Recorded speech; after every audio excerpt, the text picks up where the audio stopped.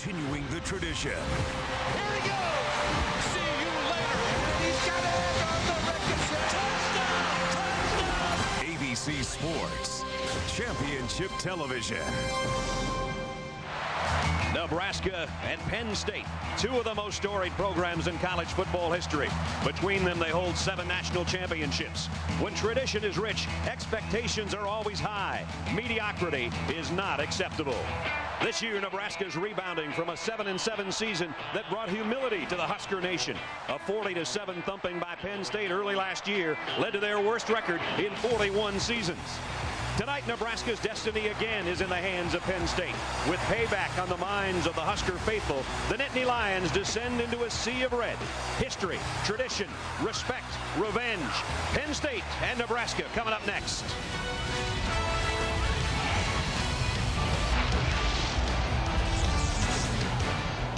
For the second time in the season's first 3 weeks, ABC Sports is in Lincoln, Nebraska for a night game. It's given the fans time to file in and, shall we say, give them more preparation time for the Nittany Lions of Penn State. It's sold out as always at Memorial Stadium. There's that sea of red for the 258 consecutive times sold out. And Nebraska's back in the top 20. The number 18 team in the country getting set to take on the Nittany Lions of Penn State. And they are not very kind to teams that come in here, especially non-conference opponents. Welcome, everybody. Brad Nessler and Bob Greasy. We were here a couple of weeks ago as Nebraska opened their season with a win over Oklahoma State. They're off to a 2-0 start. Partner, we also saw this matchup last year, only it was in Happy Valley, and it was a Happy Valley. A 40-7 pasting Penn State put on Nebraska. The Cornhuskers haven't forgotten that. But it was also sort of a coming-out party for Zach Mills. He'd like to have a game like he had last year. Zach Mills probably played last year as well as any of the 4 or 5 guys in the nation as quarterback. But one thing has happened since last year. He lost 4 of his 5 offensive linemen. He lost 2 of his skill players to the NFL in the first round. Larry Johnson, a guy that gained 2,000 yards at running back, and he lost his favorite target, Brian Johnson.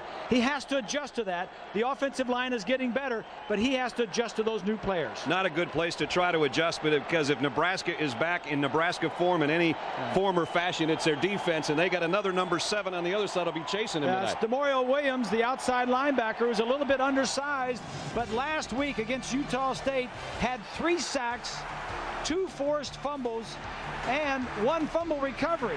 Now, Bo Pelini, the new defensive coordinator, has got this defense running. He's got them speed. He's got them tackling. This defense is much better than the one they had last year. Well, Penn State coming off an embarrassing game against Boston College on ABC last week. They know they've got to play better than that. They're trying to create an identity. Nebraska is trying to continue their dominance over non-conference opponents at home. We'll see how it goes tonight after we check in with John and Terry in New York. Penn State lost its national ranking last week with it set back to BC. Nebraska's moved up to number 18. We're almost set for this matchup. Before we kick it off, let's go down a third man on our team. Bob and I talked about a couple number 7. Swanee's got a report on a couple other numbers to watch tonight. That's right, Brad. I've got boxcar 12. So that's a number that the backup quarterbacks for both Penn State and Nebraska wear. For Penn State, Michael Robinson will have an impact in this ball game. He is extraordinarily versatile. From quarterback, he plays every position on the offensive unit except for the offensive line. But that versatility might be his weakness because he has not mastered a single position. For Nebraska, wearing number 12 is Joe Daly. He is just a freshman, but he has all the assets and skills of an option quarterback. He runs well, he's disciplined, and he's watched a ton of film to get ready to play. The coaches say he will play in this game tonight, so he could have a tremendous impact. Keep in mind, last weekend he played against Utah State. He entered the ball game and was 4 out of 5, 80% completions in the passing game. That could have a huge impact, Brad, in this game tonight. He's been the talk of the town. There's no doubt about that. We are blessed again with perfect weather in Lincoln as we were 2 weeks ago. 68 degrees at game time, low humidities, partly cloudy skies. It's a perfect night for football. Joe Paterno, 76 years young, 13th meeting between these two teams. And Nebraska 3-2 against the Nittany Lions at home. Joe's won more games than anybody in the history of college football at Division 1A level. 337 wins. Frank Solich now at 51 victories in his 6th season after the longtime apprenticeship as an assistant here. 19 years an assistant before taking over for the legendary Tom Osborne. Nebraska won the toss and deferred, so Penn State will be receiving Sandro DeAngelis kickoff. And it'll go 4 yards deep to Calvin Lowry, and he'll take a knee. So Penn State will work under Zach Mills from its own 20-yard line. There's the numbers on Zach, and they are nothing, as Bob said, like they were at this time a year ago. 57% passer last year. Ended up the year 17 touchdowns, only 10 interceptions. Like I said in the opening, he's had some adjusting to do. He has not had the protection and the time to throw as he had last year. He'll bring his offense to the line at the 20-yard line. And already the crowd in gear for the black shirt defense of Nebraska on the first snap of the game. 3 wideout grouping for Mills, and here comes a blitz. He'll run it, and he'll only get back to the line of scrimmage. That's it. Nebraska already showing that they're going to hunt Zach Mills tonight. Here's the big uns up front, and as Bob said, it's a shuffled line. Levi Brown's a former defensive lineman. Davis, Koslow, Reed, and McKelvey round out the front 5. Sean McHugh started this game as the single setback with 3 wide receivers. There's how to look at times. Williams is the tight end, Palmer and Johnson the wide receivers. That first play was a design quarterback draw all the way. Tony Johnson, the leading wide receiver, as a return receiver with 34 catches a year ago to the near side. Zach Mills goes the other way to Michael Robinson, who had just checked in, and as Swanee said, he'll play a lot of spots. Came in, caught the pass, but only picked up 3, and it'll bring up 3rd down and 7 already. Defensively for Nebraska, and they're getting better every week. Thomas, Bingham, Smith, and Trevor Johnson across the front wall. TJ Hollowell, Rude, and Williams, who we talked about in the open. Good linebackers. The secondary, Washington. Bullock's already has 3 interceptions. Bland and Ricketts. And Barrett Rude's their leader. The tackler in the middle, he'll get a lot of work tonight. The leading tackler coming in. But right now it's 3rd down and 7. And again, it's 3 wideouts for Mills. The quick drop, the throw, and it is incomplete, intended for Tony Johnson. And should have been caught by Tony Johnson. When you're on the road and your offense has been struggling, somebody needs to step up. And Tony Johnson, the captain who was just out shaking hands with Nebraska, could have made a big play to keep the ball for Penn State. That's not going to help Zach Mills' confidence. Josh Davis, Mr. Do Everything. This guy plays more snaps than anybody in football, I think. Back as a punt return man. And a true freshman, Jeremy Kapanos, number 36, set to punt it near his own 10. Nice high kick. Davis waits on it at the 34. Josh got a block and got up to the 46. 12-yard return of a nice punt, and good field position for Nebraska. And Frank Solders was talking with us the other day about their game last week and the first week of the season. Their average starting field position has been around the 43-yard line. Here they are again, partner, and they're across 45. Well, they're 25 yards better off than Penn State was when they started. Jamal Lord will bring them out. There's his numbers so far in the season. Much better than last year's numbers. 57% completion rate this year. Much better than the, well, he was around 45% last year. First down from the 46-yard line. The gives to Davis, and straight ahead goes the eye back into Penn State territory already to the 46-yard line. And here's the big eaters up front for Nebraska. Incognito, Erickson, Sewell, Anderson, and Billy Waltrip. Incognito got kicked out of this game a year ago for fighting Davis. The eye back, Davies, is the fullback in front of him. Harrian's their big targeted tight end, Pilkington, and LaFleur making the start tonight. There's Josh Davis, their leading rusher, coming in with 158 yards. He's already added 7 onto that total tonight. On the option, it's Lord. He'll keep it. He'll get the first down and go down at about the 42-yard line. Penn State defensively, certainly not the front 4 they had last year. Most of those guys are in the NFL. Robinson, Hali, Johnson, and Chisley across the front wall. Capone, Tolles, and Wake, good group of linebackers. And the secondary, Zamitis, Harrell, Yisrael, and Gardner. They lost 4 guys off of that defense. Here's a guy that leads them in tackles, as does Rude for Nebraska, Gino Capone. At the 42-yard line, 2 plays for Nebraska and a first down already. Davis again, off tackle, Josh Davis. He's got another first down. Give him 11 more. Yisrael and Zamaitis from the secondary had to bring him down.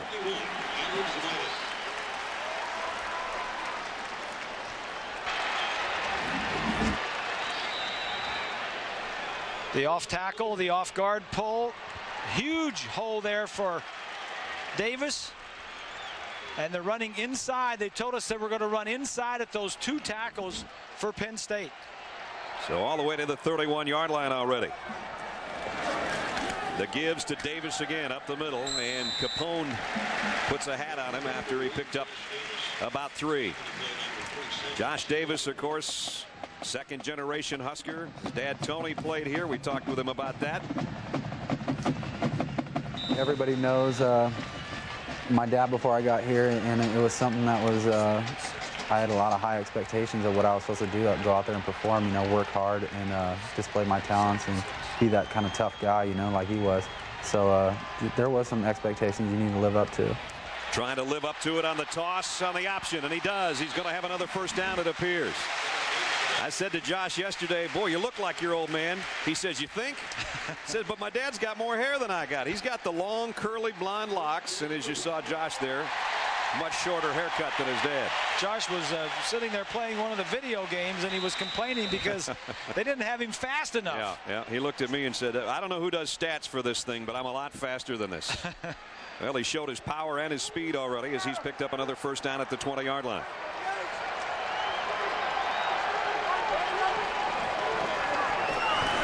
Yes, Davis inside this time, and tough sledding as Capone is there to meet him. Short gain. Gino's averaging 10 tackles per game. Going into the first 3 ball games, he's been the guy in the middle that has made the plays. One of the problems defensively for Penn State has been the tackling. Talking with Tom Bradley about that this week. And he said you got to pursue and you got to tackle, and we haven't done that very well in the first couple of games. 7th play of the Nebraska drive already. 2nd down and 9. Pilkington in motion to the top of the screen. Might be the first pass. Lord back, and now he sees some room. And he gets what he can down to the 15-yard line. That'll bring up 3rd down and a long 4, almost 5. Andrew Gooman made the stop. That's what Jamal Lord can give you, more than his arm. That's what he does well. That's probably when he's most dangerous, when he drops back to pass and the rush comes and the linebackers and DBs drop off. Then he decides to run. He's got a broken field already that he's running through downfield. Gooman and company actually did a good job to stay with him, and now Lord wants a timeout. Didn't like what he saw from the sideline or the set he had to work with. He'll talk to head coach Frank Solich. Big 3rd down for Nebraska when we come back.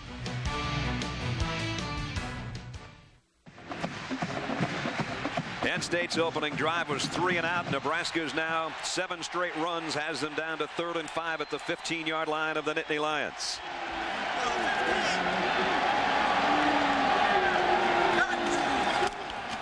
Jamal Lord on the option, trying to throw a stiff arm and a great open field tackle by Yaakov Yisrael, and a loss on the play.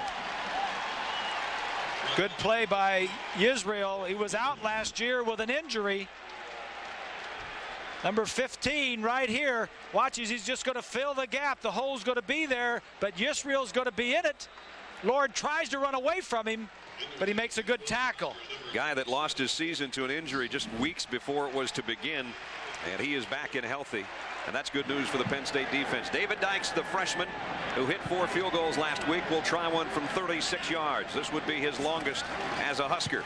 The kick on the way. That's how you make a name for yourself. Right down Lincoln Avenue. You mentioned it. Last week he made 4. He's a true freshman. And if you're going to start off your career, how about 4 of them inside of 30 yards? Not bad. That's not a bad way to start. And that one wasn't asking too much either. So he's made 5 of 5. Well, he thought he'd kick off last week in the game. He thought he'd get some time. But Sandro DeAngelis missed an extra point. And on the spot, Frank Solich said, get out there. You're kicking the rest of the day. The kid hit 4 last week, and he's 36 yards. Sometimes that's the best way to do it. Yeah, he doesn't get nervous. Exactly. He said if Frank would have said, you're my kicker all week, he would have got nervous. But he went into the game. He had some sodas before. floor, probably ate some ice creams or something, didn't worry about it. And Solich said, hey, you're the field goal kicker. Okay, I'll go out and kick him. He's perfect No so far. pressure. The balloons fly over Memorial Stadium as now the aforementioned DeAngelis will kick off. Tony Johnson and Calvin Lowry again will wait for the second time. This one should be returnable and will be from the 4 for Lowry. And Lowry got cartwheeled as he only got to the 20-yard line. Larry Johnson closing in on the magical number. Gets the toss. Johnson, here he goes! This is 2,000 plus for Larry Johnson! Touchdown Penn State! And he does it with style! Boy, that makes a difference when you don't have him. He's one of those 4 first-rounders that Bob was talking about. Brian Johnson, the wide receiver of the Cardinals. These 2 on the offense. Those 2 on the defense. Michael Robinson in the Penn State lineup, but it's going to be McHugh, the fullback. Boy, 2 tough yards. Yeah, you know, the big thing that offense misses is Larry Johnson at 2,000 yards.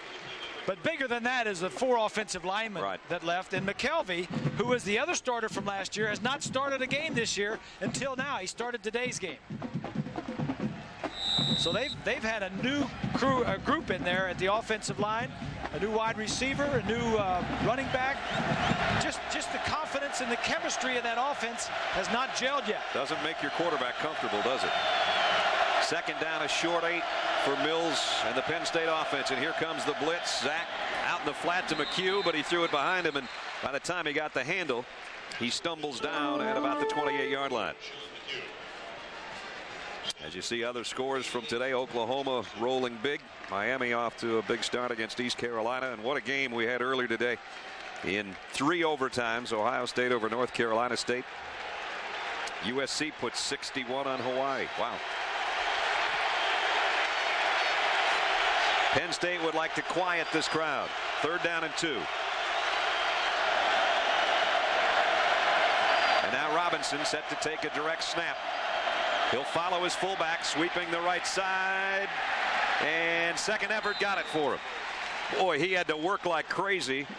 Trevor Johnson finally brought him down. He had to break a tackle of DeMario Williams, but he got 4 yards on 3rd and 2. Good point. He could have gone down about 5 yards short of the first down. That's McHugh, the big fullback, 42, leading the way. Right there, he breaks 1 tackle. Now he doesn't go down. He says, I know where I need to get, and I'm going to get it. He stays in at tailback now with Mills back under center. And it's Robinson, and this time he's just pinned immediately. Fabian Washington, the corner's the guy that forced it. And Nebraska drops him for a loss as we check in with John Saunders in New York. Brad, the Taco Bell update is Kentucky against Alabama. Shad Williams takes the pitch in backfield, and he's not touched. 15 yards for the touchdown. Alabama on the board first. There's about a minute and a half to go now in the first quarter, up 7-0. Here it's Nebraska 3-0 on David Dyke's 36-yard field goal. Penn State, 2nd down and 12 now. Mills getting some heat.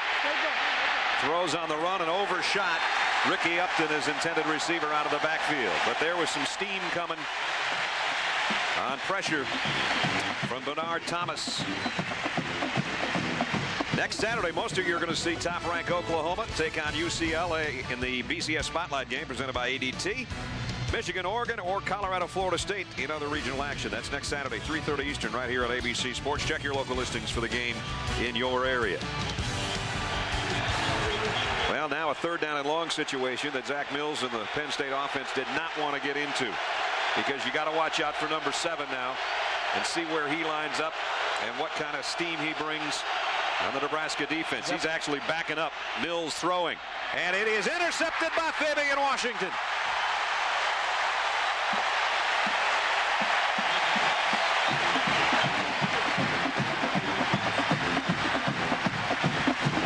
Nebraska's defense comes up with a first turnover of the ball game, courtesy of Fabian Washington's interception. Nebraska in front.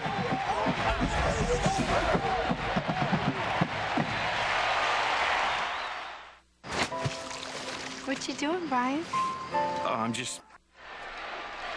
Here's the interception. He's trying to get it to the receiver, who's going to go down and run a deep post, a skinny post as we like to call it. But watch the corner at the top. When he gets inside, the corner cuts underneath him and makes the play. Bob, I'm not understanding why Zach's looking at that. He doesn't throw that ball deep to prevent the corner from making that play. Yeah, over the top.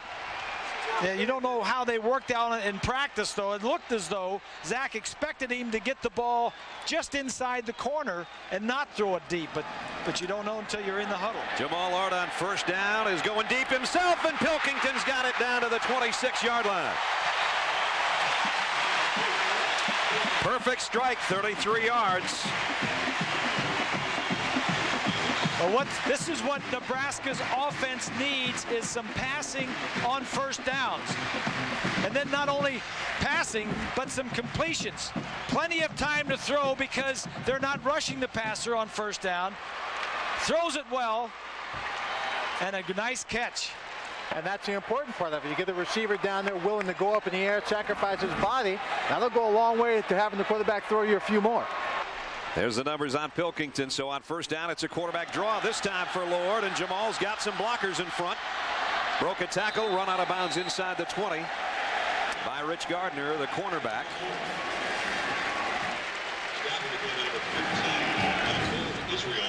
So again, down in the red zone for Nebraska. Jamal Lord. There's a happy look at the graduate school communications major out of Bayonne, New Jersey. They've got 3 players on their roster from New Jersey, does Nebraska, and 2 of them are quarterbacks. Joe Daly also is from New Jersey. There's the numbers on the ground, leading the team in rushing after that pickup of 8. Second down and 2. Here's Josh Davis trying to go off tackle. I don't think he got the first down. Interior of that Penn State wall, along with Capone and Bronson in on the tackle, and it's going to bring up third down and short.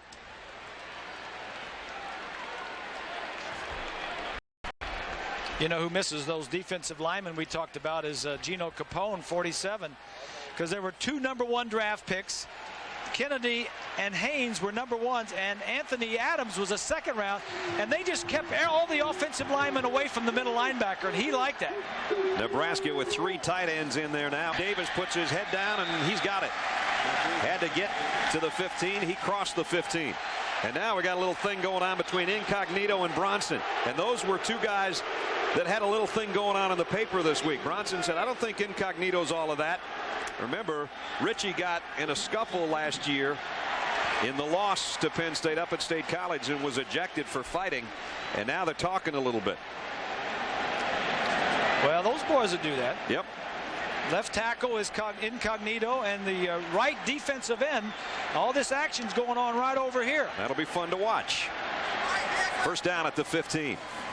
The toss. This looks like maybe an option pass, and now they're going to keep it on the ground. They ran Pilkington down to the end zone. Horn pulled up as if he was going to throw, but he didn't, and he takes a loss on the play. Look up here. Let's go see what goes on with Incognito, number 61. Hio Silver. Right at the top. He's on. He's riding him. He's riding him. Yeah. They got a little rodeo going on in Lincoln. Yeah. Bronson says, hey, he was riding me. He's riding me. Incognito says, I couldn't get off of you that quick because you were too big. Nice play fake by Jamal Lord. He wants to throw. Pump fakes. Now fires to the end zone, and it's intercepted. Picked off at the goal line by Israel. And he brings it back out to about the 13-yard line. So there's a first turnover suffered by Nebraska. They had a man open in the end zone and didn't see him. So the Penn State defense prevents any further damage. They've got the ball back, trailing by 3.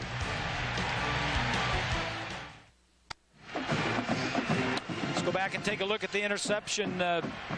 Pilkington, number 2 in the slot, is the guy that's going to be wide open in the end zone. There's a play fake. Lord is rolling out. Now watch him. Pilkington raises his hand. Look, he's open right now. Getting the ball, but he underthrows it. And Yisrael's right here, and he picks it off. There was a point where there was nobody within 10 yards of it. It was just bad timing. He was open, but Lord wasn't ready to throw it or didn't see him early enough. Zach Mills will keep this all the way. And Rude brings him down after a short gain. Fran Ganter, the offensive coordinator for Penn State, told us that we're going to have to get Zach more of a running threat, whether Robinson's in the lineup with him or not. And that time that was a direct snap and just took off with it. Barrett Rude, the guy that made the tackle from right here in Lincoln.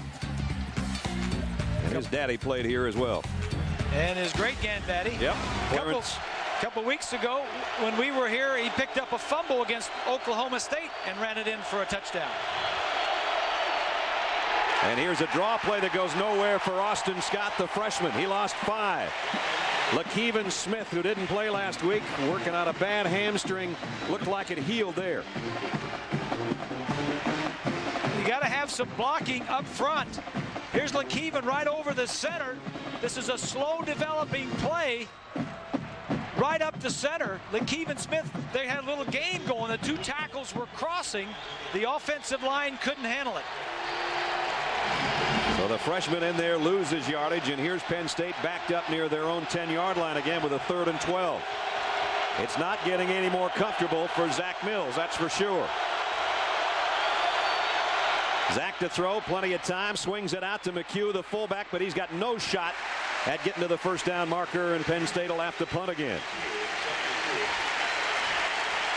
Well, both teams exchanged interceptions. Bo Pelini says that's the way to do it, boys. They've stopped them 3 drives in a row.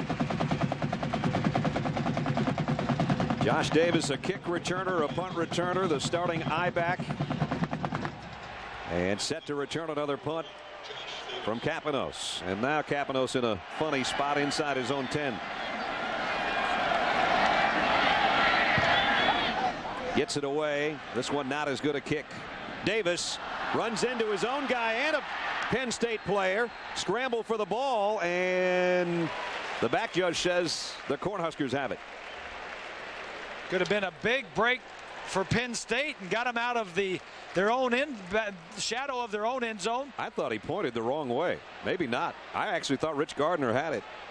Nebraska's saying no. Penn State saying yes. The officials are talking about it. I thought they maybe, nope, that's Nebraska ball, I guess. He says, no, I really saw it. No, I saw it the other way. I had a good eye. Let's take another look. We'll take a look. Now, a Nebraska player that's blocking one of the gunners inadvertently gets in his way right there. Okay, now watch 25 Gardner. Well, he had it there.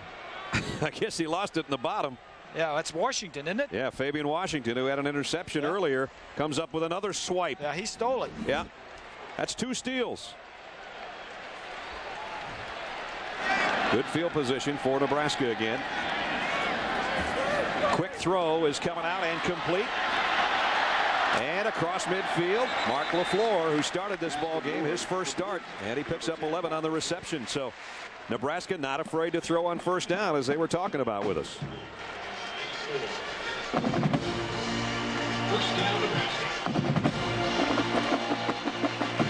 Back in Penn State territory, just inside the 49-yard line.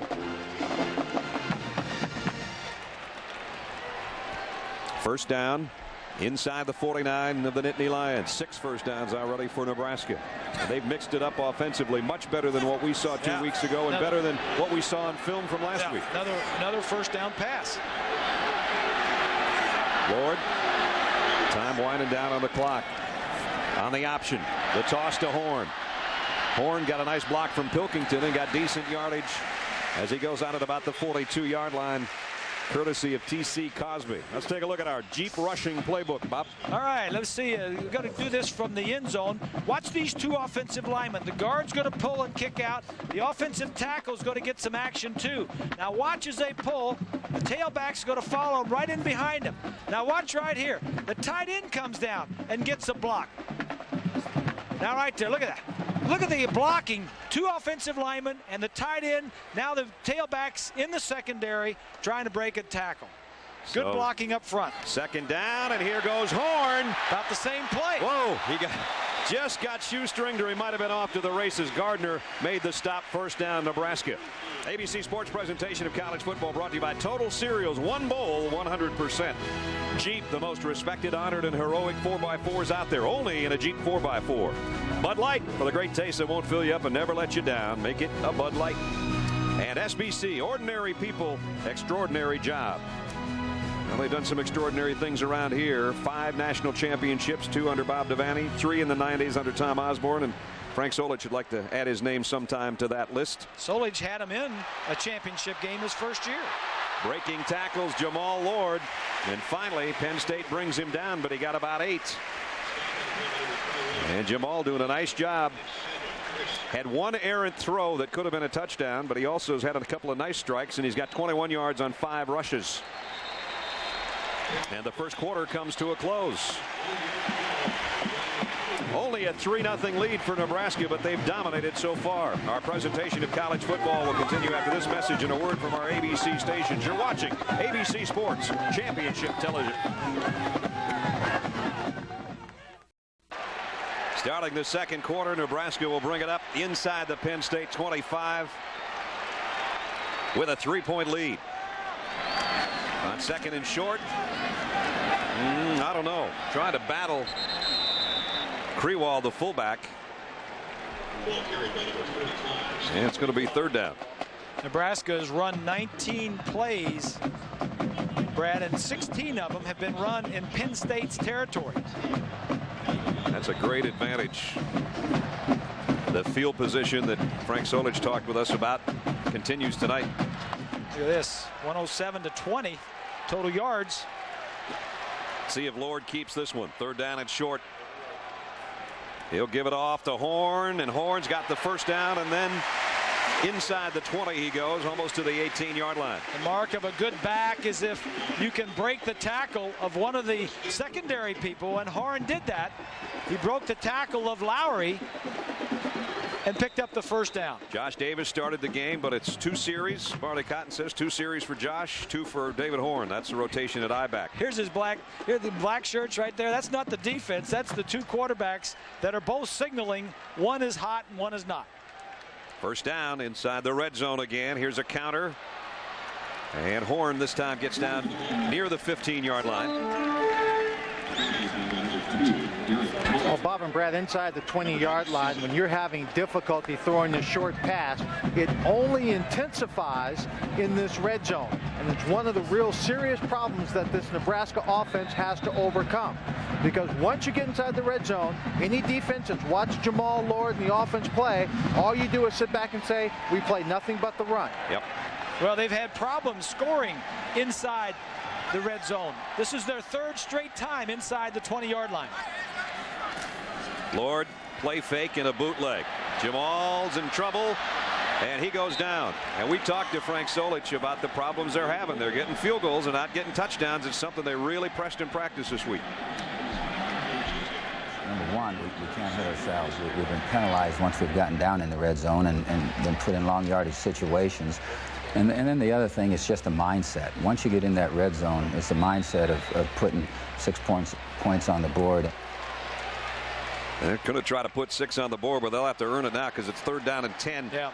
And then get a first down inside the 8-yard line. They had a receiver that was open, but Lord didn't see him. Jamal from the shotgun has time. Flags are down. We'll probably have a holding, and he's going to throw this one away.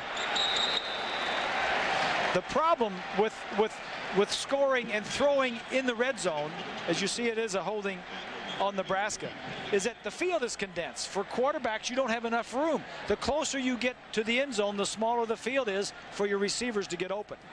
Now let's see if Penn State will take the penalty or not. Talking it over with Gino Capone, the defensive captain. Our referee is Jim Lapatina from the Big Ten. And Jim, let us know the story. Holding on the offense. Penalties to be declined. 4th down. Because this will bring out the Nebraska field goal unit, and it will put the pressure again on a freshman who so far hasn't felt any, really. Hit a 36-yarder, our only score of the ball game. That came in the first quarter. And that capped a 35-yard drive as Nebraska had great field position. Now here he comes again, the freshman out of Spring, Texas. And this one was going to be almost the exact same distance. You could tell him that they are all going to be this short. They'll call this one a 35-yard attempt. From the right hash, somebody got a hand on it and still got it through. He tucked it in the corner. So he's hit from 36 and 35. That one, I think, was deflected. It's still good. It's 6-0 Cornhuskers.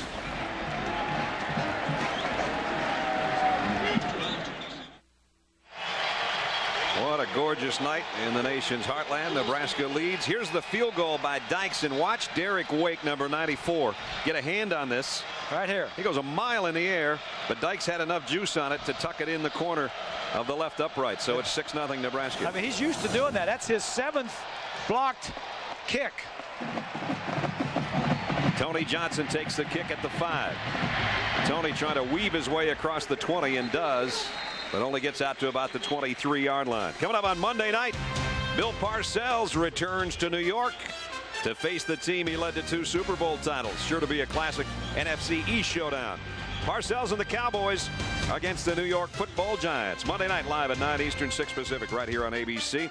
Jim Fossil's had a hard time on Monday nights, but he's coming off a win. Bill Parcells, all-time 500 record, and he's coming off a setback to Atlanta last week in his opener. And neither one of them doing very good on Monday nights. I don't think they'd be smiling about those records. Those are just headshots we have. There's a guy from New York, from Brooklyn, right there.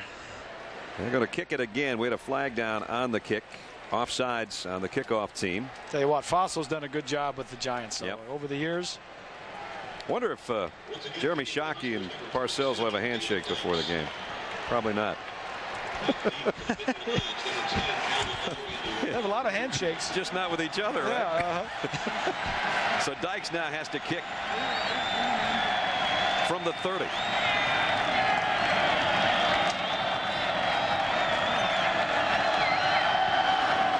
And a line drive. Tony Johnson says stay out of the way. This one's going out of bounds. Now so you get Penn State has 35 yards. And instead of having to run it back, they'll get it from the 35. Well, Dykes has done everything right tonight except that. Legal procedure on the kicking team. Kick out of bounds on a fly, untouched by the receivers. Ball be put on the 40-yard line. 40-yard line, excuse me. I said 35. Well, it was because it was kicked from 5 yards back more than normal. Frank Solich with a 6-0 lead. And right now, while we've got a moment, time for our Aflac trivia question. Which Nebraska quarterback holds the career record for the most touchdown passes?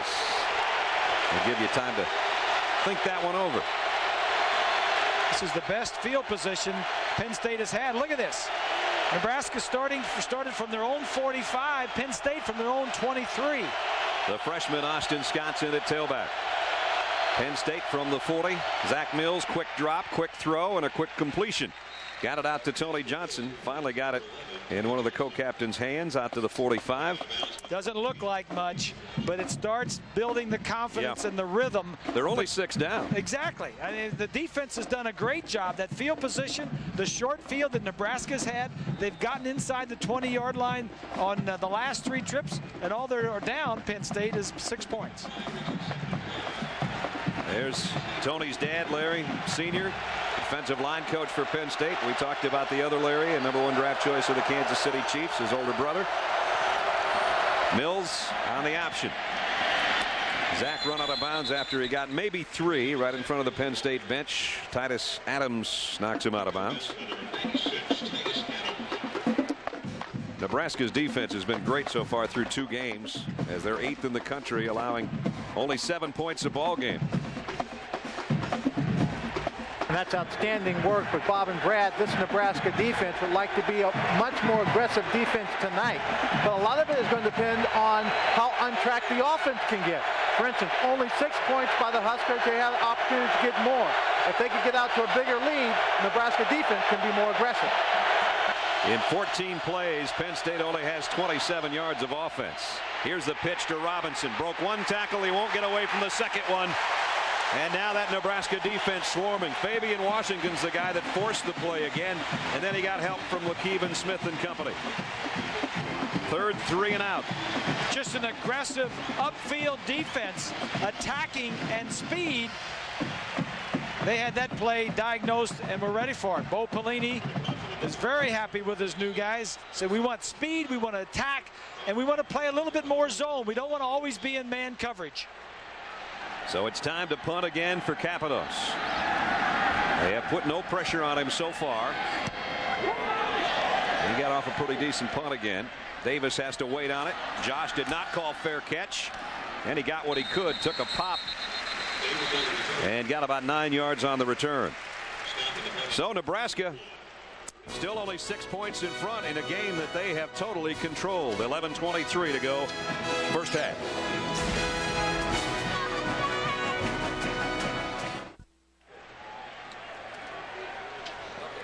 Richie Incognito, the left tackle. It's had a good thing going on with Bronson over there. Those two they've exchanged pleasantries. Yes, they have. We'll continue to watch that. Nebraska has thrown, have had 9 runs on first down and 2 passes. This will be another run. Option keeper, and the ball is on the ground, and Penn State's got it.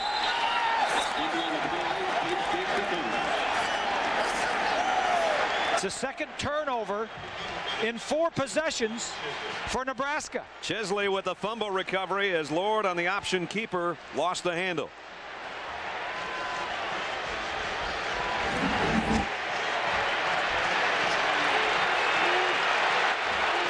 Going to be Johnson. Ed Johnson strips it right there. Right there. Good play. Ed Johnson, a redshirt freshman, starting for the first time this year, gets a big turnover for the Lions. So they've got a fumble recovery now after an interception earlier. This is the first play they'll run in Nebraska territory at the 29-yard line. Robinson keeps it on an end around and got about 2 feet for all that work. It's a good thing they didn't give it on that reverse. Oh boy, that would have been a big time disaster.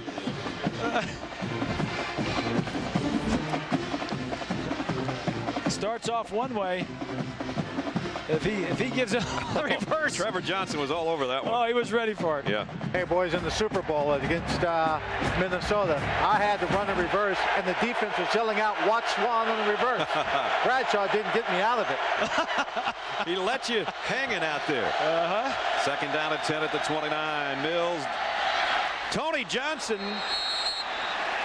He made the catch, I think. He did. One-handed catch. Wow, what a catch. Great catch. I didn't know if he could even keep his body in, much less get high enough to one-hand this pass of Zach Mills on the streak down the left sideline. What a grab. I'm standing right next to him as he comes in, guys, and the only thing moving as he focused on this ball was the rubber in this artificial field that he was just flicking up as his toes dragged along the line. He makes this catch, which is 100 times more difficult from that slant that he dropped earlier in the ball game. Penn State first down. McHugh, the fullback, in motion.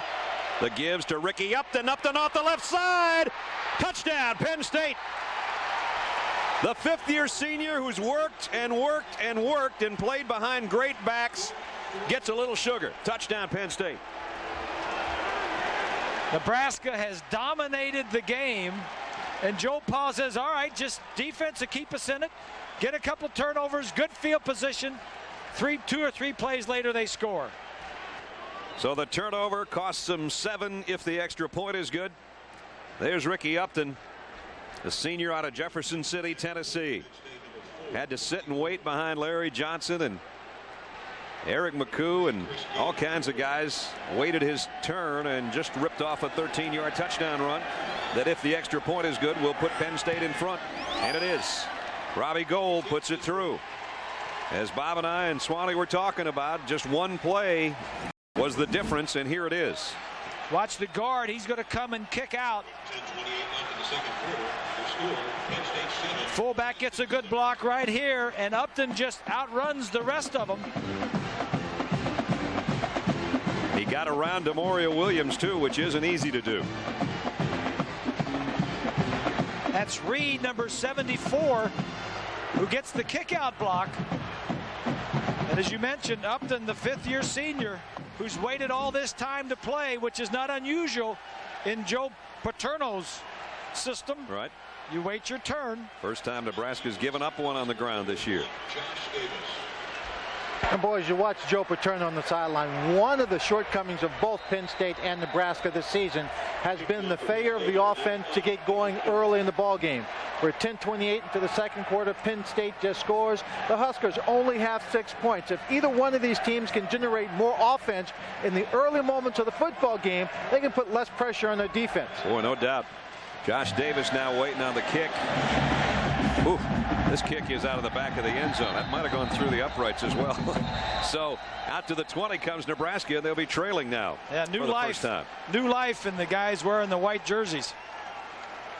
The Nittany Lions of Penn State, who didn't look good in a 27-14 loss to Boston College last week, coming into Nebraska, where Nebraska 2-0 has moved their way back into the top 20. They weren't ranked when the season started, but they beat Oklahoma State. They beat Utah State.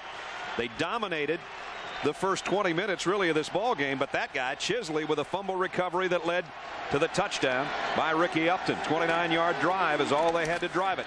Now Josh Davis takes the keys for Nebraska, and he goes out for 8 yards. Again running up the middle. Davis already 43 of Nebraska's rushing yards are for Josh on 8 carries. Watch the blocking up here inside. Judd Davies gets the man. The middle linebacker, Toles, number 2, has to come in and make the play. Penn State came into the ball game with only 1 turnover in the first 2 ball games. They already have 2 takeaways in the first 4 series. Second down and a couple. And the pitch now to Davis. With Pilkington out as a blocker, and he got a great block. Josh Davis now down the sideline. Davis showing us that speed he told us about. And out of bounds all the way down to the 30-yard line. You want to talk about a wideout that gets a block. Watch what Pilkington, number 2, does to free up Josh Davis to go 42 yards. And Bob and Brad, as we watch it, look at the way that's hard for a receiver because it's so much timing. You've got to feel the guy running behind you. You have to keep your hands in so you don't get caught for holding. He does a tremendous job right there. And a great run down the sideline. So number 1 and number 2 combined for 42. And it's first down Nebraska at the 30 of Penn State. Horn now in at tailback to give Josh Davis a breather. And he'll get the call. Horn up the middle. Nice tough run for him. He got 4. Tamba Hali made the stop defensively for Penn State. Well, Penn State, they're not going to go many seasons without being in the top 5 in rushing. We know that. Last year they finished 4th in the country in rushing at about 269 yards a game. They came into tonight ranked 8th in the nation at 270 yards a game, so they're right where they were a year ago. You're talking about Nebraska offense. Nebraska, excuse me if I said Penn State. And tonight they already have 130 on the ground. And here's a loose ball again as Lord wanted to pitch it to the trailer, and he got leveled. Chisley again. Chisley did a nice job of knocking the pitch away. Chisley, another huge play. Here's another look. Down the line, he sees it coming. He grabs Lord with his right hand and knocks the ball away with his left hand. That's what long arms will do for you. He's replacing Michael Haynes. As we mentioned, he was a first-round draft pick. One of the guys that left that defensive line. Chisley is the nephew of Nebraska's linebacker coach Jimmy Williams. I don't know if he had a talk with his uncle before the game, but he's fired up, I'll tell you that much. And now a few boo birds out is on 3rd and long. Nebraska plays it safe. And this is out of their field goal range, I would assume, unless they're going to give the freshman a crack at a long one. Hey, Bob and Brad, since Bob mentioned the fact that Chisley's got a long wingspan, thought I'd give you an idea of just how long that is. That's 89 inches from fingertip to fingertip. I mean, that means his body's on the 5-yard line. He's reaching out and grabbing you on the goal line. Toby Williams, his other uncle, also played here at Nebraska. And Jimmy, of course, was an All-American and went on to play with Minnesota and Tampa Bay and Detroit. Successful NFL career. So he's got an uncle watching from the other coaching box and watching him have one heck of a first half. Now, you know what I'm asking is, How did he get that number 17? I don't know. He's a defensive end. He must have been a defensive back that grew out of it and grew into a lineman and took the number with him. No, Bob, like a lot of Penn State recruits, he was probably a quarterback or running back that they're going to change to some other position. That could That's be true. true. That's true. So that's Kyle Larson to punt. First punt for Nebraska. Calvin Lowry is the guy deep for Penn State, but Larson would like to keep it out of his hands and try to knock it down inside the 10-yard line. He lays it up high, and this should be inside the 15 is where it's fielded. At about the 13-yard line. Only a 28-yard kick. Trying to pin Penn State back. Penn State leads, surprisingly enough, 7-6.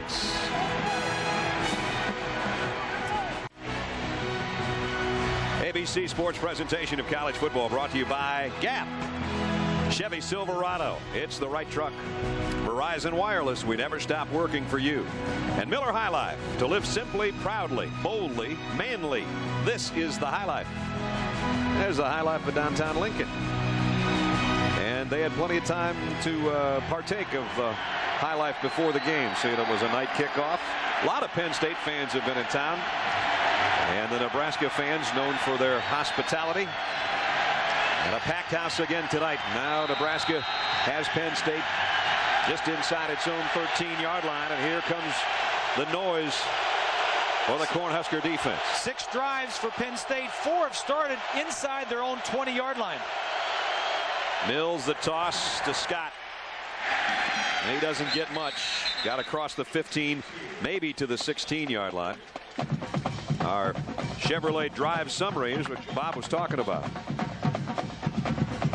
Punt and an interception, 2 more punts, and then the touchdown Finally following their own turnover. Yeah, but look, they only had to go. They got Nebraska got the ball on the 29-yard line. Only had to go 29 yards to make that play, and that was Chisley was the recipient of the fumble recovery. Johnson knocked it loose. And then Upton took it in from 13 yards out, and that's where we stand. Penn State 7, Nebraska 6. Second down and 6. And the freshman tailback out across the 20. I think he's short of the first down by about a yard. Patrick Kabongo put the stop on Austin Scott.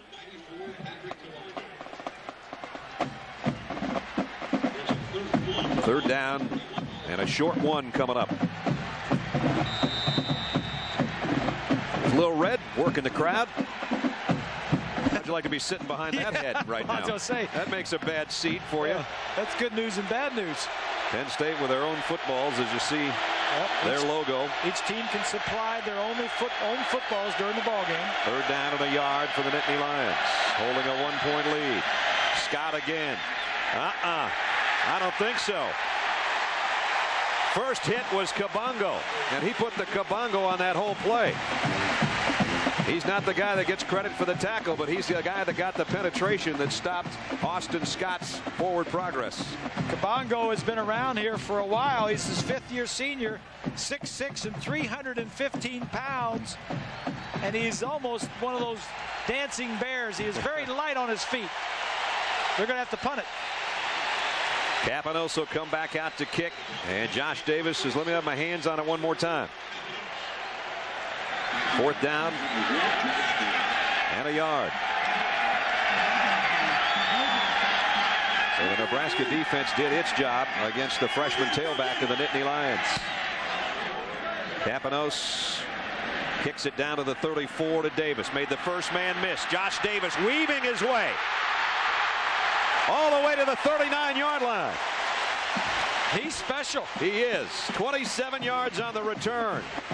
That, along with his 42-yard run down the sideline, he's putting some big plays together tonight.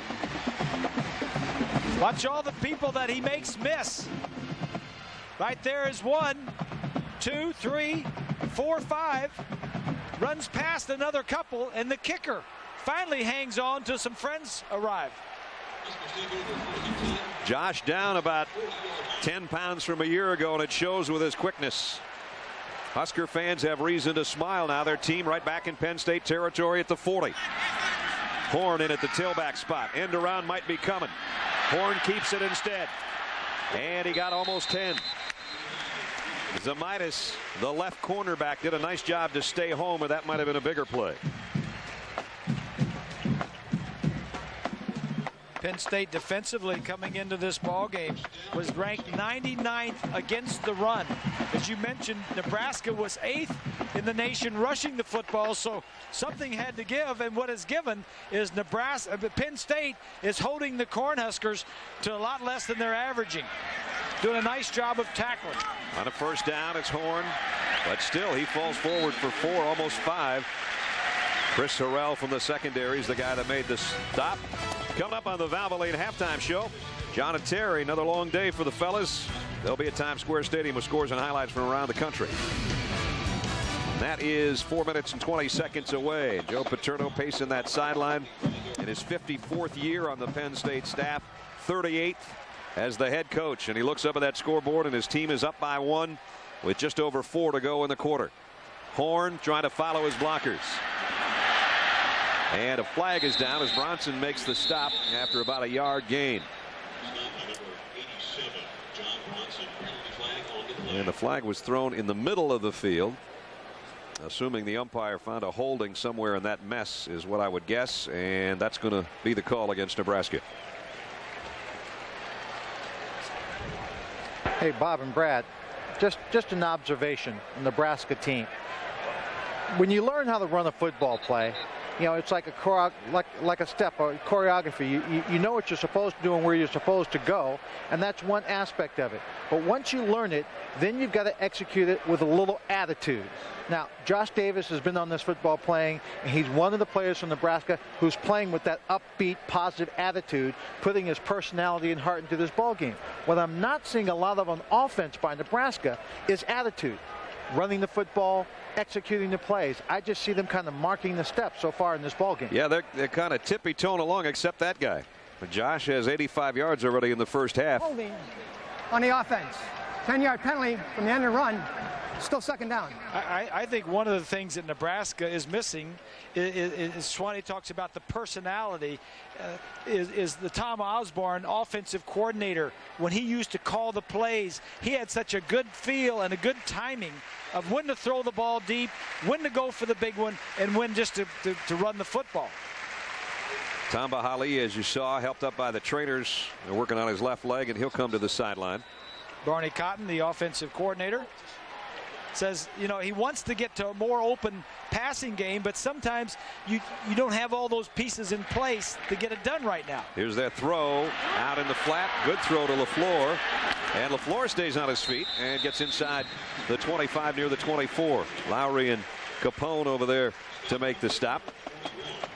LaFleur, a guy that we knew we'd see more of. He's from Omaha, just up the road a piece. Sophomore. Gives him a little more speed on the outside. We haven't heard much from Matt Harrion tonight, their tight end. Yeah. He's a deep threat. Guy that had remarkable numbers a year ago, averaged over 43 yards a catch. Of course, he didn't catch many, but there he is, number 11. It's third down. He had 7 catches last year, 4 were for touchdowns. High snap, Lord going to take off, and the high snap, I think, cost him any opportunity there, and so did Ed Johnson, who's had some big plays in this first half, who had that one read. Well, do you give the kid a chance to kick a 41, 42-yard field goal and try to put your team back in front? Well, they're getting longer all the time. You said they wouldn't all be short ones. That's right. You got to go back sometime. Here he comes. Here he comes. Black socks and all. Well, at least he's got one positive going for him at this moment. The wind that was swirling around the stadium at the beginning of the game has pretty much died down.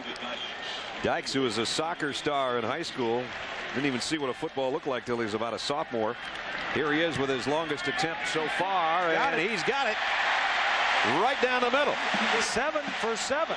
Not bad. So David Dykes strikes again. 2:23 remaining in the first half, and now the Huskers back in front by 2.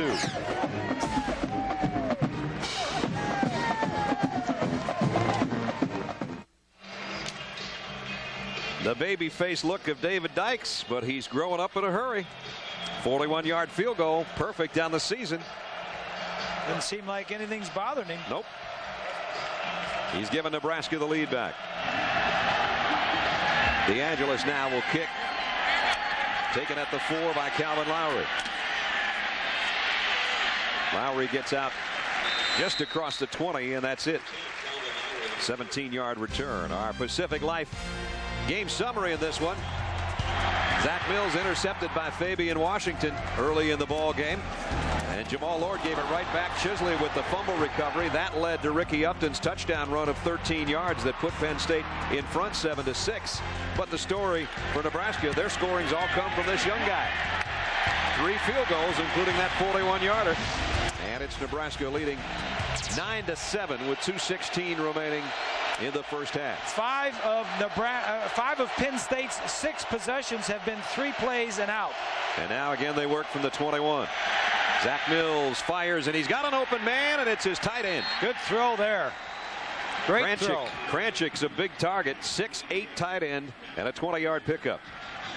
This guy used to be a wide receiver. Kranchik is right here, just going to come straight down the field.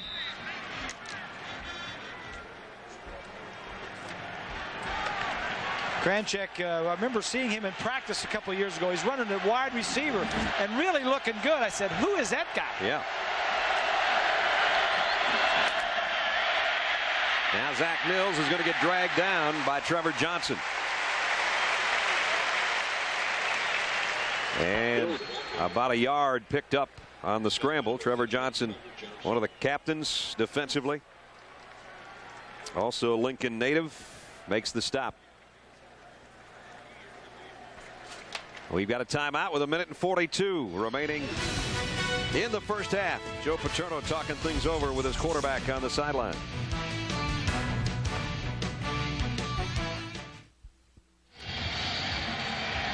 Fran Gannon, the offensive coordinator for Penn State's had a chance to talk things over on that timeout.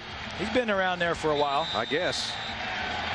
Got a couple kids on the team. Chris is a third-string quarterback. Jason, a freshman, is a defensive back. Mills 6 out of 8. Has hit 4 straight since that interception. And he's got 5 straight. Tony Johnson makes a tough catch. And it's first down Penn State in Nebraska territory at the 43-yard line. Now we're seeing Zach look like all the Penn State fans remember him from last year. He's settling in, isn't he? Moving the ball around. Defense helped him out, got him in the end zone. Zach said, hey, I could do something. Let me go out there and do something. He'll try it again. Another completion across the middle. Using everybody now. Sean McHugh, his big fullback, rumbles before Barrett Ruud can bring him down at the 35. Bo Pelini said, calm down, guys. I don't think that's what he's saying. I think that's a signal for his defense. Second down and 3.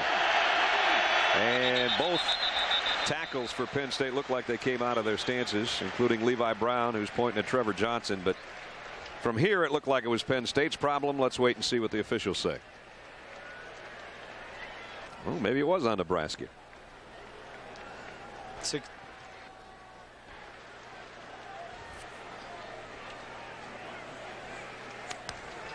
Prior to the snap, offside, defense. And it was. Levi Brown was right. All right, Levi, my fault. He's a redshirt freshman playing offensive lineman for the first time. Was a defensive guy in the spring. And just a couple of weeks before fall practice, Joe says, I need you at tackle, and he's been playing the left tackle. Penn State has not been penalized in this game. First down at the 30. Ball on the ground. Mills trying to find it, and he does the best thing, cover it and make sure. But he took a big loss of about 8. This shouldn't happen. A bad snap. The center just didn't get the ball up. Koslow starting for the first time. Koslow's a 5th-year senior who has never played. Right. So that's the problems. I just mentioned Levi Brown, the redshirt freshman at left tackle who was a defensive lineman. Now you got Koslow, a 5th-year guy that's never played, starting at center. So a timeout taken with 49 seconds remaining in the half. Line of scrimmage now is the 37-yard line. We asked you our Aflac trivia question earlier. Which Nebraska quarterback holds the career record for most touchdown passes? I got a guess. You got one? I forgot to think about this. All right. I'd say Swanee. I'd say Tommy Frazier. Well, I have a wild guess. I know it's not right because our guys are sneaky in the truck. Yeah. I'm just going to go back to Vince Ferragamo since he was the last quarterback for Nebraska, or the only quarterback I think for Nebraska ever to play in the Super Bowl. I would have said David Humm or Tommy Frazier. I'll go with Frazier. All right, I'll guess Eric Crouch. All right. What do we got? Tommy Frazier. See, you knew that stuff. 43 right? touchdowns. You're getting some information that Swanee and I aren't getting. We could always go to the media guide if we want to get the answer. Which is what he does. That's why he spends so much time in that media guide. A lot of sour grapes here. Zach Mills, Fabian Washington, nice play on the intended receiver, Tony Johnson. And Washington's had a good first half, including an interception. And so the scoreboard in the Aflac scorecard for the year is, well, that's good. I like that. Yeah, you like that. That just means you're getting more information than Swanee and I are getting. We're giving you a lead to make you feel good. Okay. All right. Well, we'll see you at Tallahassee next week. 45 seconds left in the half. Big third down, but a long third down in 17. Mills has time over the middle. McHugh's got a long ways to go to even get in field goal range, though. He gets stopped at the 30-yard line, which was the original line of scrimmage. Hollowell, TJ lost his hat in the fracas, and this will be a long field goal attempt by Robbie Gould. He's a good one. Yes, he is. Groza candidate. Last year he was 17 out of 22. And the clock winding down. They're going to use all the clock they can here. I think both sides are agreeable to let this thing run down. The field goal will be the last play of the half. This is going to be about a 47-yard attempt.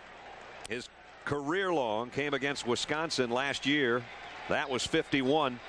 His longest this year is 40. But as Bob said, he's a good one and normally dependable. Swanee was talking about the winds earlier. They have died completely. The flags on both goalposts pretty much dead, and so's Old Glory over there over the top of the scoreboard. So wind shouldn't be a factor on this kick that'll be upcoming here in the next 5 seconds. Starting Wednesday, October 1st, after The Bachelor, Carla Gugino stars as U.S. Marshal Karen Sisko. The press is already calling it the coolest new show of the season. Karen Sisko premieres on ABC Wednesday, October 1st, after The Bachelor. I like her. That's going to be a good one. That's one you and I are probably going to have to get into. Yeah. We'll have discussions. Yeah, we'll be talking about just that. like NYPD Blue. That'll be our new one. Hey guys, just for your information, the folks at home, during the pregame warm-up, I was watching the kicker take some snaps and talking to Bill Kinney, who is the offensive tackles and tight ends coach, and he was working with the kicker and the snappers. The snapper was having a very difficult time hearing, and there were hardly any people in the stands during the pregame warm-up. Now, the wind was blowing at the time, and he said, in order for us to feel comfortable with our kicker making a field goal, we have to have the ball inside the 30-yard line. So they're just at the 30-yard line, his limit maybe for tonight. All right, this is going to be from 47, and now another timeout, as Nebraska will try to freeze up Robbie Gould a little bit. You know, I found that always helps settle me down. You know, if somebody would do that to me and you know, try to ice you, I think you get more relaxed. You give you more time to prepare. You not have to rush. Certainly isn't going to be a rush for him as he goes back over to the net to get a little workout. John and Terry are going to be coming up in 5 seconds, whether this kick goes through or not, with the Valvoline halftime show from Times Square Stadium. Look out now. Don't turn an ankle running over Ed Johnson. That wouldn't be a good way to warm up. Ed goes, geez, Robbie. This is Johnson's first game, and first year he's playing. He's a redshirt freshman, so he got to stay out of the way of those kickers. That's right. Get out of their way and don't talk to them.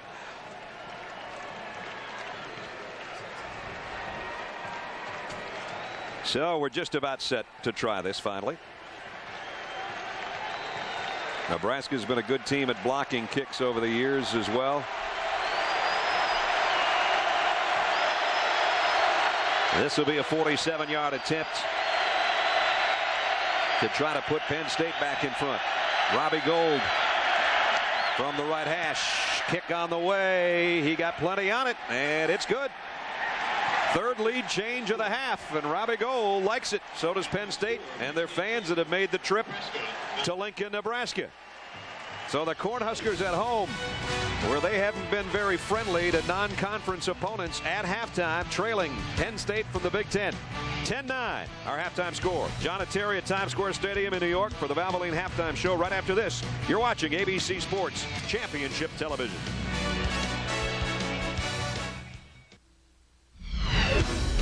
You're watching college football on ABC Sports Championship Television.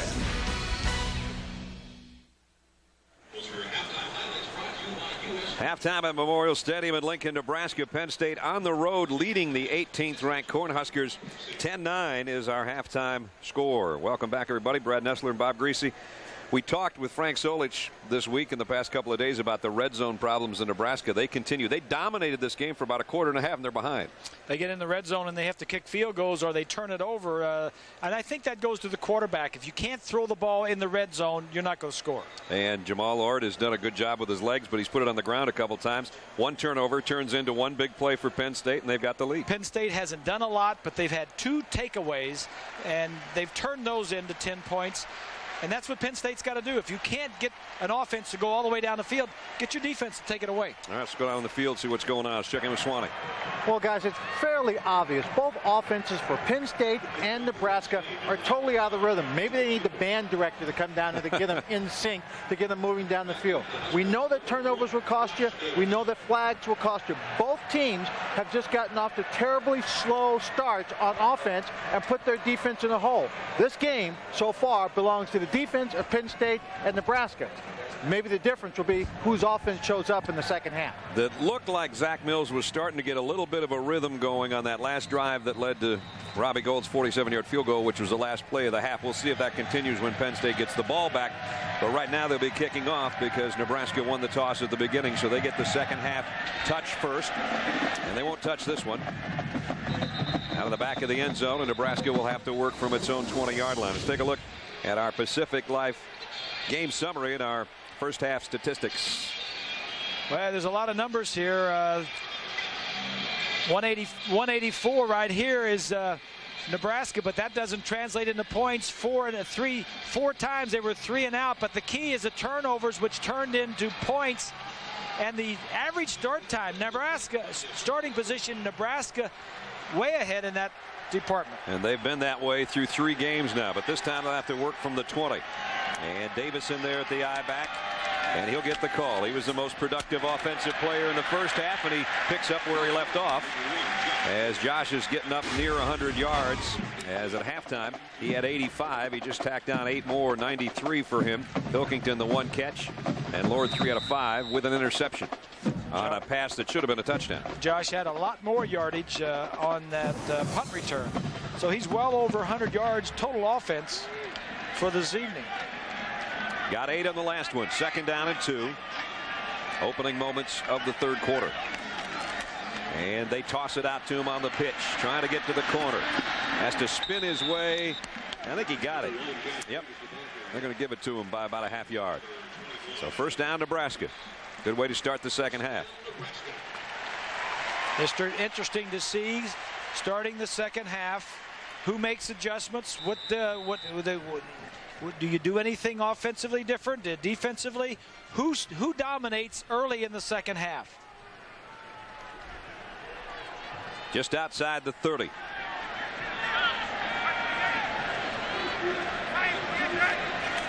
Jamal from the shotgun. Quarterback draw. Bounces it outside, or tries to. And Scott Paxson wouldn't let him go. Number 41. Paxson holding on for dear life. He has the only sack of last week's game for Penn State. You look at the battle inside. Erickson and Sewell inside there, the guard in the center. I got a hold of your shirt. Somebody had a hold of Paxson. Sometimes he's got a hole in his. 2nd down and 10. Again, Lord will keep it on the option this time.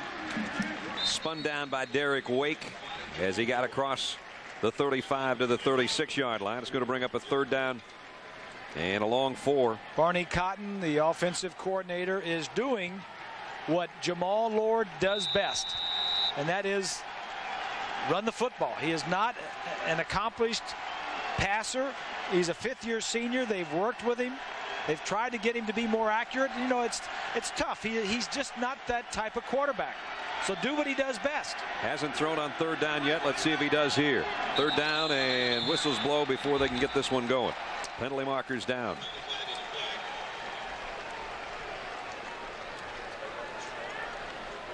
There's a flag on every corner of the field in a perfect diamond. There's 4 of them out there. Snap. Ball start. Offense. 5-yard penalty. Still third down. Barney Cotton, the offensive coordinator for Nebraska, was a heck of an offensive lineman here in his playing days and his coaching resume.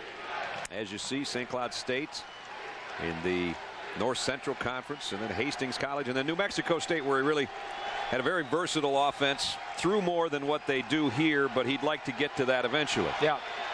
He wants his quarterbacks to be throwers first and runners second, and I think Jamal is just the opposite. Jamal wants to throw a screen here, but he doesn't pull the trigger, and now he looks for some open field, and this is what he does best. First down, Lord, out to the 45-yard line. What he does best. He backs up, fakes the screen, everybody's running around, and now it's broken field running, and he is the best running back. I'm thinking of Josh Davis, maybe the second best running back on the field for Nebraska. Screen to the left. Everybody sees it. Now look ahead of him. Look at all this ground. He's got all this ground, picks up a first down. Nebraska's on the 45-yard line. So now they got great field position to work with. They go back to Josh Davis, and Davis gets to midfield. Jamal Lord last year had over 1,400 yards rushing. It was the 3rd best single season rushing ever by a college quarterback. Bo Morgan in '86 went for almost 1,500. Stacy Robinson 1,443 for Northern Illinois in '89. And then what Jamal did last year had the best that a Nebraska quarterback has ever had. And that's saying a lot when you have Eric Crouch and some of those guys mixed in there. So injured player down is Ed Johnson, who's had a good ball game. He forced a fumble earlier. And it appears to be the right lower leg that they're working on. He's a big teddy bear out of Detroit, 6'2", about 290.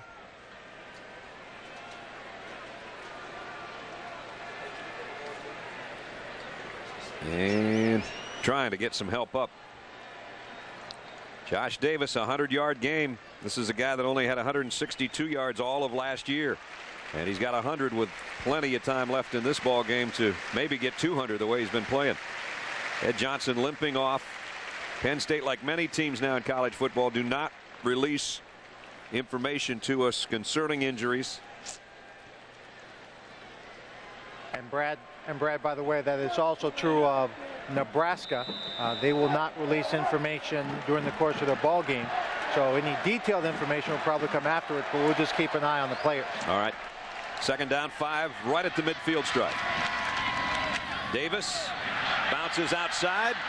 Give him 3 more to his first 100-yard career game. Josh Davis out of Loveland, Colorado, although his dad played here, as we mentioned, communications major. 5'11", 200, and spent a lot of time playing that video game, complaining to Greasy and I yesterday that he wasn't listed fast enough, and he's shown some of that speed tonight. He's a hard worker too. Frank Solich told us that the I-back job at Nebraska was open, and it was a 3-horse race between Davis, Horn, and Ross. And it wasn't because Davis was a 5th-year senior. I mean, he earned it. He went out and worked hard every day in the spring and in the summer practices and earned the job, and we can see why. And a timeout taken with 11:03 remaining, 3rd quarter. Still Penn State 10, Nebraska 9.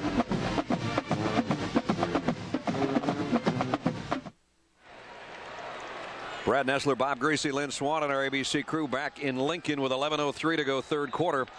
Nebraska in Penn State territory. They've run it 18 straight times. You can probably expect more of the same here. It's 3rd down and a long 2. And they will, and they get it, and it's Josh Davis down to the 42-yard line. So they just keep pounding away. That's just good running, good blocking in that offensive line. Penn State had 8, 9 guys up stopping the run. There's Tough Tony, they used to call him, and Josh said to us, he says, Dad's got so much hair, that long blonde hair. He said, my brother and I used to call him Mullet Tony Davis with the long locks in the back. There's a lot of resemblance. There's a few years separating them, about 30, but they look a lot alike playing football. 9th play of the drive. Here he comes again. Josh Davis, another first down run. Inside the 30 down to the 28-yard line. And now he's on one of those rolls where he might have more yards in this game than he had all last season. I don't know if you'll see the block of Judd Davies right there, number 4. Breaks the tackle at the line of scrimmage and gets 10 more yards. Just a good run by Davis. Gino Capone was shaken up, the middle linebacker. So Andy Ryland's in there at the middle linebacker spot, an important position when you keep running the football like this. And Davis goes for about 4 more inside the 25 to the 24. There's Ryland now taking Gino Capone, the defensive captain spot at that middle linebacker position. Also a senior. Yep. 5th-year senior, started a couple of games last year. And Capone calls the defensive plays. So Ryland's getting a lesson in doing that in a hurry. 2nd down and 6. 126 yards for Josh Davis, 41 on this drive. Give it to him again. Down to the 20. Derek Tolles made the stop. There comes Capone back out. At the conclusion of today's game, we'll select a Chevrolet player of the game. Chevrolet will make a $1,000 contribution to each university's general scholarship fund. Capone back in there. Davis chewing up Nebraska yardage the way Nebraska has done it for 100 years. Looks like the old Nebraska. Yep. 11 plays on this drive. All 11 have been runs. And boys, the next play they execute will be without Richie Incognito, number 51. He came off the field. At first I thought he just needed to get a jersey change because he had no number in the front, but they're working on him a little bit on the sideline. All right, we'll watch that as Davis goes off tackle, puts his head down. Tolles hit him low, but he didn't hit him low fast enough without preventing the first down. They move the sticks again. And it's become the Josh Davis drive. Watch the guard's going to come across and trap. The little congestion there, but watch the nice job that Davis does, sliding around, finding the hole, good footwork, and gets through there for the first down. Run it, and run it some more. 12 plays on the drive. 9 of them have gone to Josh Davis. 1st and 10. This time it's the fullback, Judd Davies. And Davies gets about 2 to the 15. So they're just hammering away. Incognito's coming back in. I think he was just a little winded, Brad. And you look at his jersey, he looks a little winded. And look at that number 51 on the front. Now on the back it's okay, but on the front, that sucker looks like it just is shrinking up. It's the only thing on that body that's shrinking, I'll tell you that much. He's the best they've got, the best offensive lineman, and they say he's really out of position. His natural position would be center, but he's playing out in left tackle. 2nd down and 8. Now it's Lord from the gun. Let's see if he runs a quarterback draw. He'll just take off himself straight up the middle. Jamal Lord, 1st and goal, Nebraska. Following Incognito.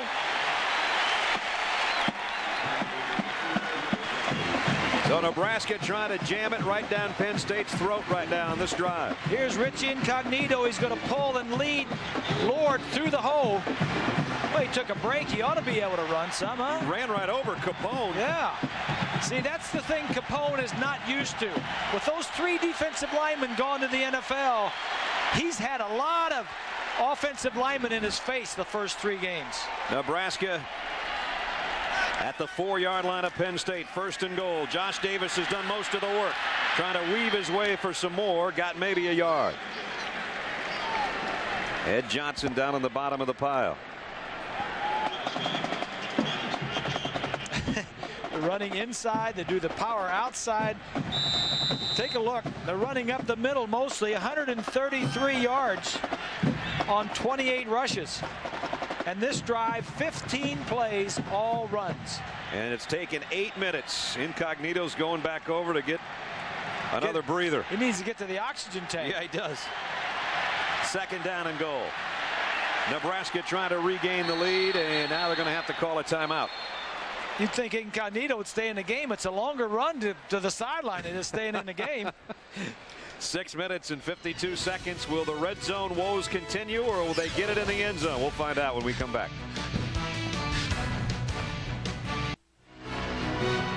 ABC Sports presentation of college football brought to you by Chevy Silverado. It's the right truck. Pacific Life offering insurance, annuities, and investments. Coca-Cola, let's make it real. And Capital One, what's in your wallet? Speaking of Capitals, the Capitol Building in Lincoln. On a gorgeous night in the Midwest. Nebraska trailing Penn State 10-9. The Cornhuskers trying to do something about it with 6:52 remaining in the third quarter. Incognito's back in there at left tackle. Second down and goal. Josh Davis has been a workhorse on this drive so far. Now it's Jamal Lord on the keeper. Touchdown.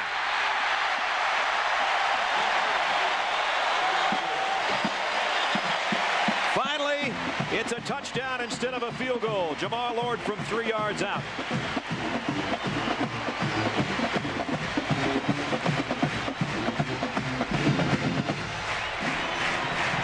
They ran behind Richie Incognito. 16 rushing plays on the first drive for Nebraska in the second half. That'll eat some clock, won't it? Lord trying to get the place in. They're going to go for 2 here and try to make it a 7-point ball game. Davies and Davis, the I backfield. Pilkington is the lone wide receiver. I guess option. Here comes the blitz. Here comes the option. Lord, late pitch to Davis. Nope, didn't get there. Just a little bit short. Richie Gardner did a nice job on the corner. That's as close to a pass as Nebraska has on the goal line. Yep. So it'll remain 15-10. We go back to the touchdown that put Nebraska in front. Left side of that line. Erickson, Incognito. It goes inside of Incognito's block. From behind there's Capone and Yisrael being blocked. Just a nice job by that offensive line, the offensive front. Sewell, Erickson, and Incognito.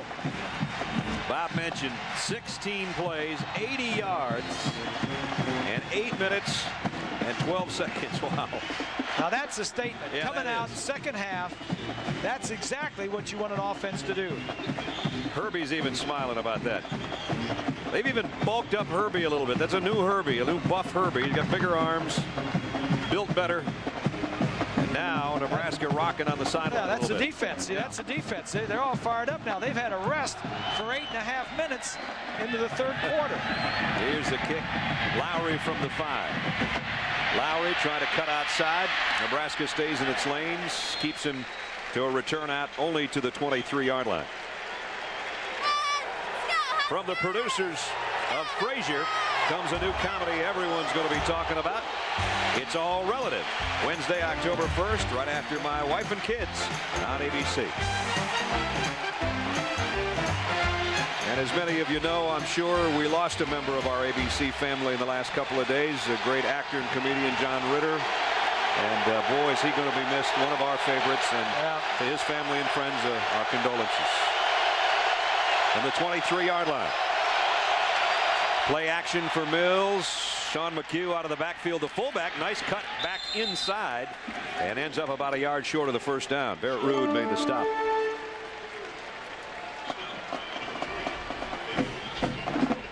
Ruud, the linebacker, the leading tackler coming into this one for Nebraska. And McHugh is the leading receiver. That's his 5th pass that he's caught. 37 yards in receptions. Ruud likes his position. It's about 5 yards off the line of scrimmage this year in the new defense instead of up close to the line as he used to be. And he can read and react better. There you see him on the right-hand side of your screen. And he'll try to bring down McHugh. Only it wasn't him that made the stop. TJ Hollowell is the guy that put the hit on. Time permitting, a reminder that we'd have the Thrifty Car Rental postgame report with John and Terry to have scores and highlights from around the country if we have time when this one's over. Just talking about Barrett Ruud, and he goes out, looks like he's shaken up a little bit. And they're checking over, and he's trying to rotate that left shoulder. Mike Robinson's in. Ira Cooper has come in as well defensively. There's Robinson. He's been a quiet guy tonight. Zach Mills is looking that way, but here comes the pressure from behind, and he throws it away and just gets rid of it. Josh Bullocks and Hollowell came storming in there. Bullocks has had a great start to the season, 3 interceptions already, which is tied for first in the country coming into the weekend. Hey guys, they pulled a nice little swish. Josh Bullocks looks like he was up on the line of scrimmage going to cover the slot receiver, and then Demario Williams just went out on him, and I think just confused the quarterback just enough to allow the defense to do their job. Well, Josh is almost as big as Williams. The crowd alive now for the defense. 2nd and 10, Penn State. Robinson hit and buried. Demario Williams, one of the guys there, along with Bernard Thomas. Demario Williams is not that big, 215 pounds, about 6 foot, but he's quick, and he beats the blocks with his quickness. Last week against Utah State, they had him down as a defensive end, rushing the passer. Sacked the quarterback 3 times. Looks like he's going to line up on the left side, which would be Zach Mills' blind side, Bob, being a left-handed quarterback. And now we're going to have a timeout before we can look at that. A 3rd down and long coming up for Penn State as they trail now with 4:54 remaining 3rd quarter, 15-10 Nebraska.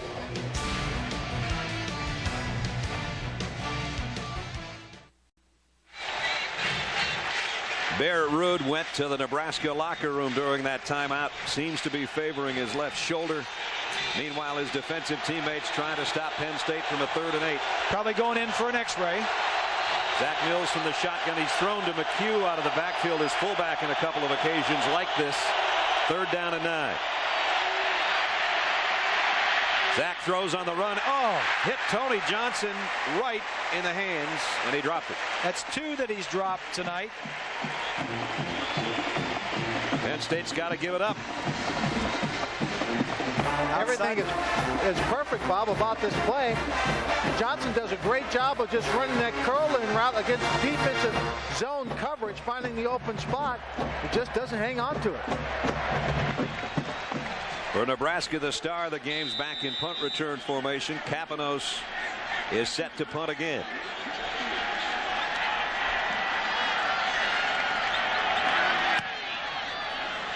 Should be returnable for Davis from the 19. And flags are down. As a short return by Josh Davis. Detrell Garcia made the stop. And let's see about the penalty. Probably an illegal block on the return. And it is. So that'll back Nebraska up closer to its 20-yard line. Last drive for Nebraska. Just keep on running it. Josh Davis especially. And Richie Incognito pulling inside, blasting with Capone, and then Jamal Lord did the rest. He got him close, and he optioned his way into the end zone. An 8-minute-plus drive the last time they had it.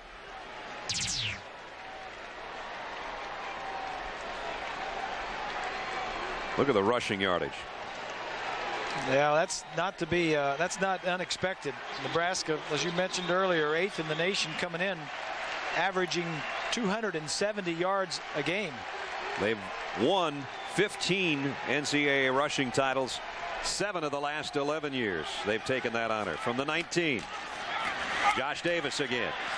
And Capone stands him up after he picks up about 4 as we go down to Swanee. Well, Brad, the Aflac trivia question, we asked who threw the most touchdown passes for Nebraska. Tommy Frazier was the answer. And Tommy, back in those days, what was the reasoning for the success through the air so much for Nebraska then? I think the main thing was that we set everything up with our run game. And, you know, when you set things up with your run game, then you're able to open things up in the passing game. And Coach Osborne, one thing that he did was try to set the passing game up run the football, and we did a great job of doing that. What do you think Jamal Lord can do to be a better passer? I think just take his time and don't rush yourself. You know, don't have the quick feet or get too excited when he's in the pocket. Take his time and read his keys. As we've just seen in that last play, he certainly has the feet to keep the running attack going. Is it the mindset change now here in Nebraska when you look at the offense and the changes that they've made? I don't know if the mindset's changing. I know that the talent has changed a little bit, but you know it's going to get back there. You know, you're just taking it one day at a time, 1 year at a time. With a new offense coordinator and a couple new coaches on the staff, you know, it's going to be fine. I know you, Tom. You're hoping that somebody breaks that record and throws more touchdowns than you. Well, you know, if they're breaking that record, then it means they're winning a lot of games. Okay, Brad. All right, he was a good one. Won a national championship as a quarterback. And the he ground had the game. Skills. Yes, he did. And he had Tom Osborne calling the plays. And Tom knew how to get tight ends open down the middle of the field better than anybody that was calling plays. Speaking of tight end, Matt Harrion has been the quietest guy that we expect big things from. He's trotting out right now, number 11. He won't be even in on this play. I think there's a guy, Joe Daly, number 12, the true freshman from New Jersey, that's going to be the answer, the next great quarterback for Nebraska. He can throw the football and he can run. Here's Lord, pitch to Horn, was deep, but he handled it. And then he got form tackled by Alan Zamitis.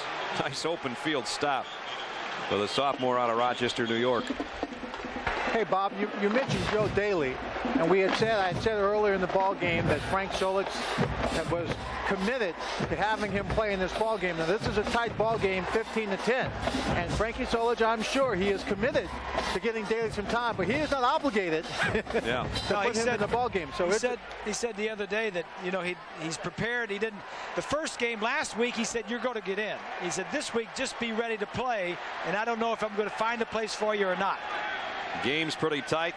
Jamal Lord's got the experience. And Horn, the tailback, gets a first down with second effort. Great second effort.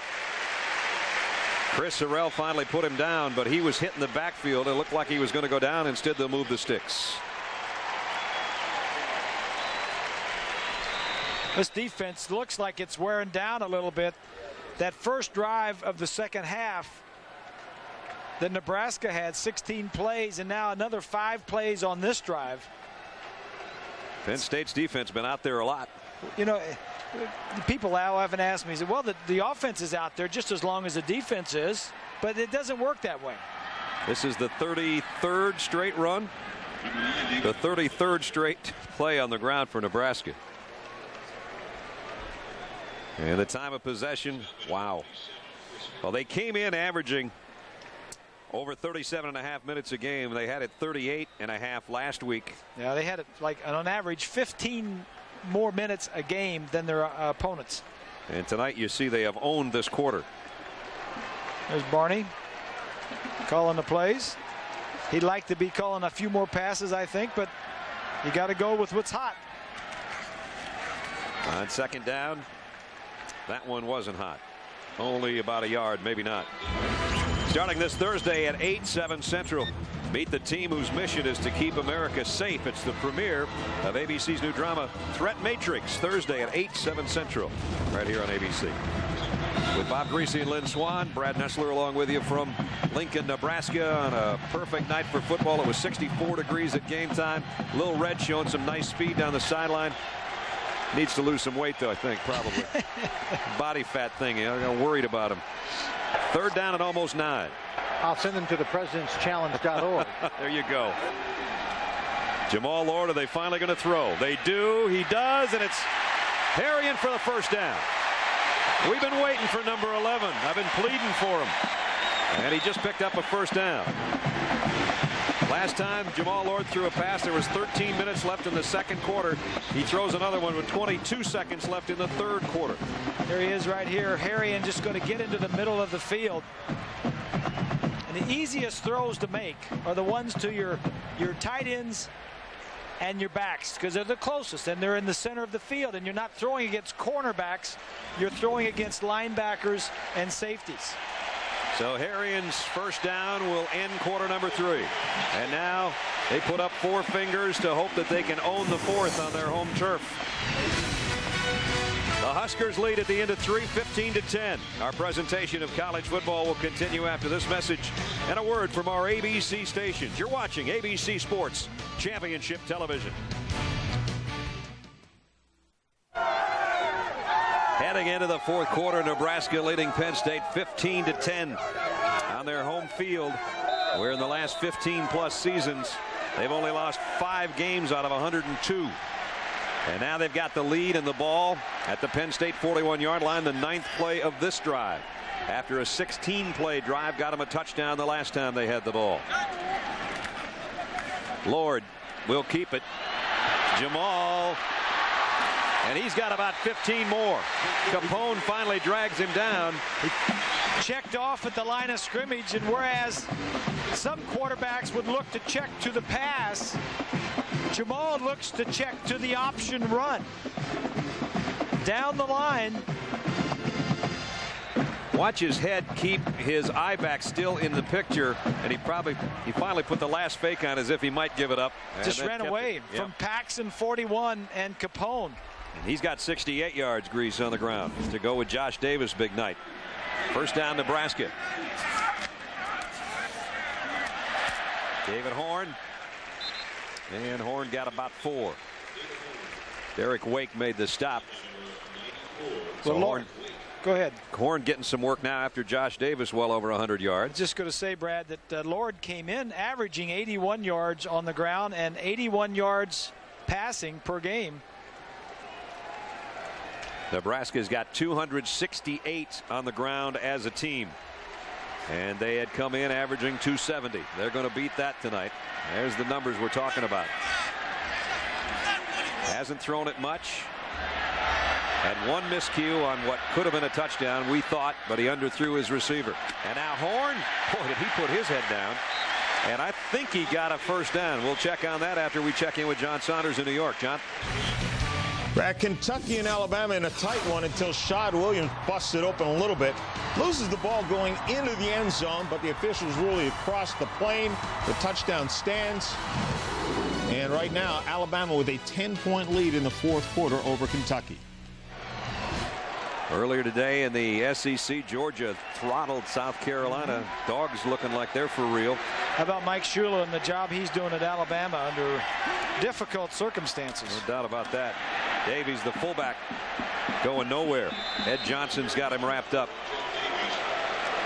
I don't think he got the first down. I thought he lost yardage. We'll wait until they unpile everybody. It's fourth down. It's fourth down and a couple almost, isn't it? Well, if you kick the field goal, you go up by 8. And that's what Frankie is going to do, I think. Well, he's got his kicker who hasn't missed yet. Doesn't know where the library is, but he hasn't missed a kick yet. This will be a 34-yard attempt. He's hit from as far as 41. David Dykes. They need this one to spread the lead to 8. Somebody got a hand on it again. Scott Paxson is a tall 6'5", 283. He's the guy I think that got it. His teammates think so. It's still 15-10.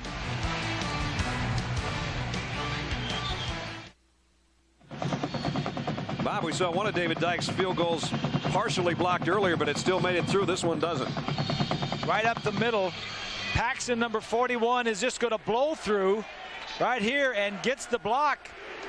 That's something you cannot allow happen. That interior line of the offense has got to not allow any penetration. DeLone, number 67, the junior college transfer that just came in this year, was the guy blocking on it. So Penn State still very much in the ballgame, trailing by 5, taking over at their own 20. Zach Mills, pressure on him, flares it out to McHugh, the fullback again. And Fabian Washington is shaken up as he makes the tackle on the big fullback. There's approximately 12 minutes to go in the ball game, and this is only the second possession for Penn State in the second half. Nebraska wouldn't let them have the ball in the third quarter. They owned the whole quarter. Look at the total yardage. But they've got it now, and they're only 5 points down, so they need to do something with it. Remember, we told you earlier in the game when they were trailing 6-0, they were only a play away, and all of a sudden they were ahead 7-6.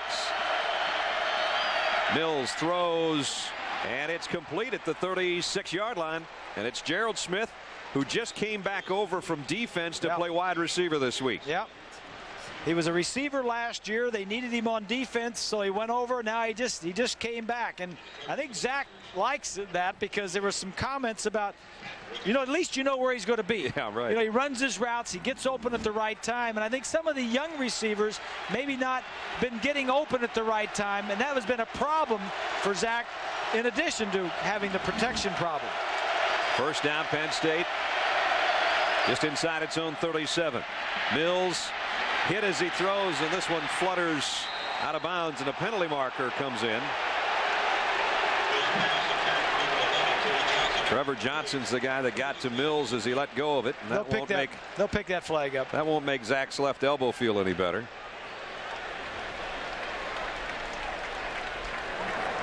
Hey, no foul on the play. Ball was uncatchable. Uncatchable. Barrett Ruud, by the way, the defensive captain, is back out there for Nebraska. He had gone to the locker room. A tough kid from right here in town, back out there calling the defensive signals in the middle of that Nebraska huddle. 11-13 remaining in the ball game. Nebraska 15, Penn State 10. Second down and 10 for the Nittany Lions. And Zach Mills will work from the shotgun. Play action for him, and he fires. He had Smith open, and he overshot him. He overshot everybody. Yeah, he really wasn't that open. Smith's making some signs like he was, but there was a guy in front of him and a guy behind him. If he would have kept running to the sideline, he would have been open, but Zach was the only place he could throw it. Watch this. It's a double zone. Washington runs. Now he lets him go. Now that's not being open, because there's a safety right there. There's Bland. And to get that ball in there between those two guys, you'd have to have a rocket. So now it's 3rd and 10. And this place will start rumbling right about now.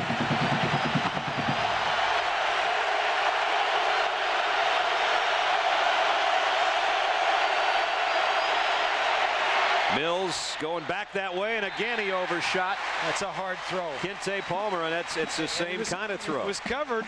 I mean, I like the fact that they got him outside the pocket, but do something better with the route. Everything was on the sideline, and they had 3 red shirts over there. So it's punting time for Penn State.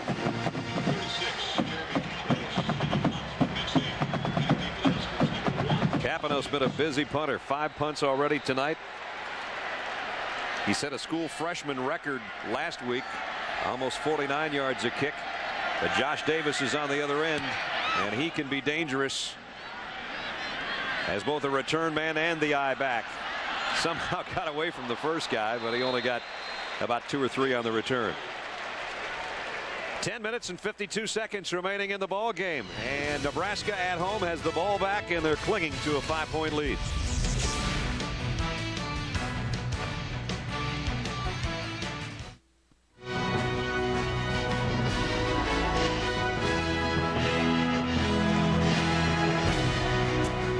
ABC Sports presentation of college football brought to you by the next Ford F-150, built Ford tough. Boston Beer, when you're ready for a distinctive brew. Samuel Adams, always a good decision. And Taco Bell, where you can spice up the nights. Nebraska fans hoping they can spice up the next 10:52 of this ball game and get their 3rd win without a loss this season. They've got the ball back offensively, the 27-yard line. 2 tight ends. Jamal Lord, Davis the trailer, and he got it to him on the pitch, and Josh got another nice run down the sideline. And as long as they keep picking up 4, 5, 6 yards a crack, they're going to keep running the football. What they would like to have done there is have the tackle made inbounds and just use as much clock as they did on their last drive. But Josh Davis, who, as I mentioned, had 162 yards last season, has 148 tonight. We told you earlier the way he was running, he might have his career in one night tonight, and he's on his way. 2nd down and 4. Gets the call again, and right up the middle he goes. 1st down, and across the 40 out to the 42-yard line. He's making this thing look like a video game, Grease. Yeah, and he's good at that, isn't he? Yeah. Watch as this play is going to start off here and cut back to the to our left side. Capone goes to the right. Makes a nice little move. Just runs around the linebacker Wake. That's just good vision by a running back that's not impatient. He was playing that video game yesterday with his former or his friend and tailback Robin Miller, and he was beating him so bad that Robin said, Josh, let's quit, let's start over. And tonight Josh is, as we said, he's moving the handles pretty good here on the video games. Well, he's the main guy. Over 150 yards rushing and a good punt return that set him up inside the 20. So from the 43-yard line, 2nd down and 10. Davis again, this time met in the hole and very little gain. It's going to be 3rd down and long. Let's check in on that game in the ACC and check in with John in New York. Well, of all the games that's been hard to believe over the first few weeks, this one might rank #1. This is after an interception in the end zone. P.J. Daniels then goes 47 yards on the carry, diving to get in. And Georgia Tech's now leading at Florida State 13-0. With a freshman quarterback running the show and Reggie Ball. Florida State not scoring. On 3rd and long, Jamal's going to be run out of bounds. So Penn State does its job. Look out over there now, guys. You're right by the chain gang. Look at all the officials we got over there in red shirts. Yeah, but I don't see any flags flying. Yaakov Yisrael got over there at the end of the play. I think he actually tried to hold him up once he knew he was that far out of bounds. He's going to make the force as Jamal Lord throws a stiff arm. And now with that chain right there. Yeah, you got a problem there. Yeah, he's trying to hold himself up. Yeah, he's nobody hit the deck. So no harm, no foul, even though the Nebraska sideline thought differently. And Kyle Larson will have to punt, so Penn State's going to get it back with just under 9 minutes left.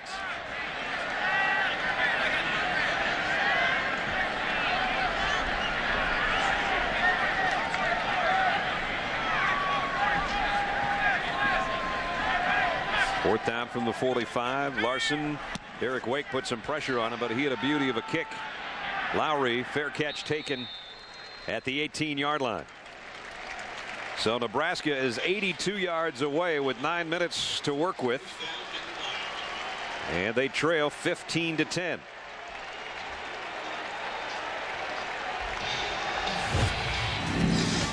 You look back at how this game has gone so far. Pilkington wide open. Penn State got the interception by Yisrael there, or it could have been worse. And then Jamal Lord hit by Johnson, scooped up on the fumble recovery, and then moments ago the blocked field goal. It would have been an 8-point difference had that gone through. As it is, still a 5-point game. Pass interference coming up against Nebraska. Yeah, that's a good call. Josh Bullocks came through the body on the play, and he's going to be called for interference. What you're saying there is Nebraska has really not had much offense in this ball game. I think only 138 yards of total offense for the entire ball game. The defense has set them up. Boy, if you win a ball game with that. Pass interference. Defense. Spot foul. Automatic. First down. With that kind of yardage total, and obviously they're going to have to add to it to move it down the field if they're to win this game. But here's another look at Bullocks playing through Gerald Smith. I think his body knocked him off balance before the ball got there.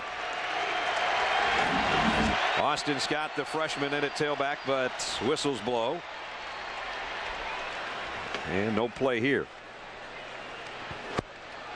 I don't know that the ball was set for play, but we have a timeout with 8:48 remaining in the ball game. 15-10 Nebraska.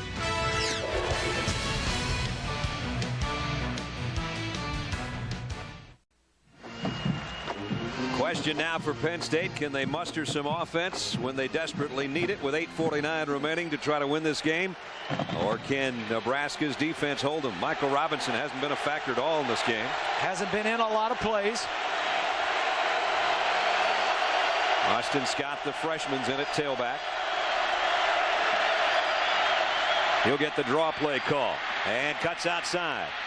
Austin, nice run out to the 34-yard line. Picked up 8. I think he needs to play more. They need that speed in there. He's got more speed than Upton. He's got more speed than Williams. The thing he doesn't have is a lot of experience. Obviously, a true freshman, just playing the 3rd game of the season. I don't think he played in the 1st game, but they need his quickness in the ball game. Now it's McHugh, the fullback, who blasts his way for a first down up to the 38-yard line. Kabongo made the tackle defensively along with Bernard Thomas. So Penn State going to the ground game. Clock, after they move the chains, will show 8:10.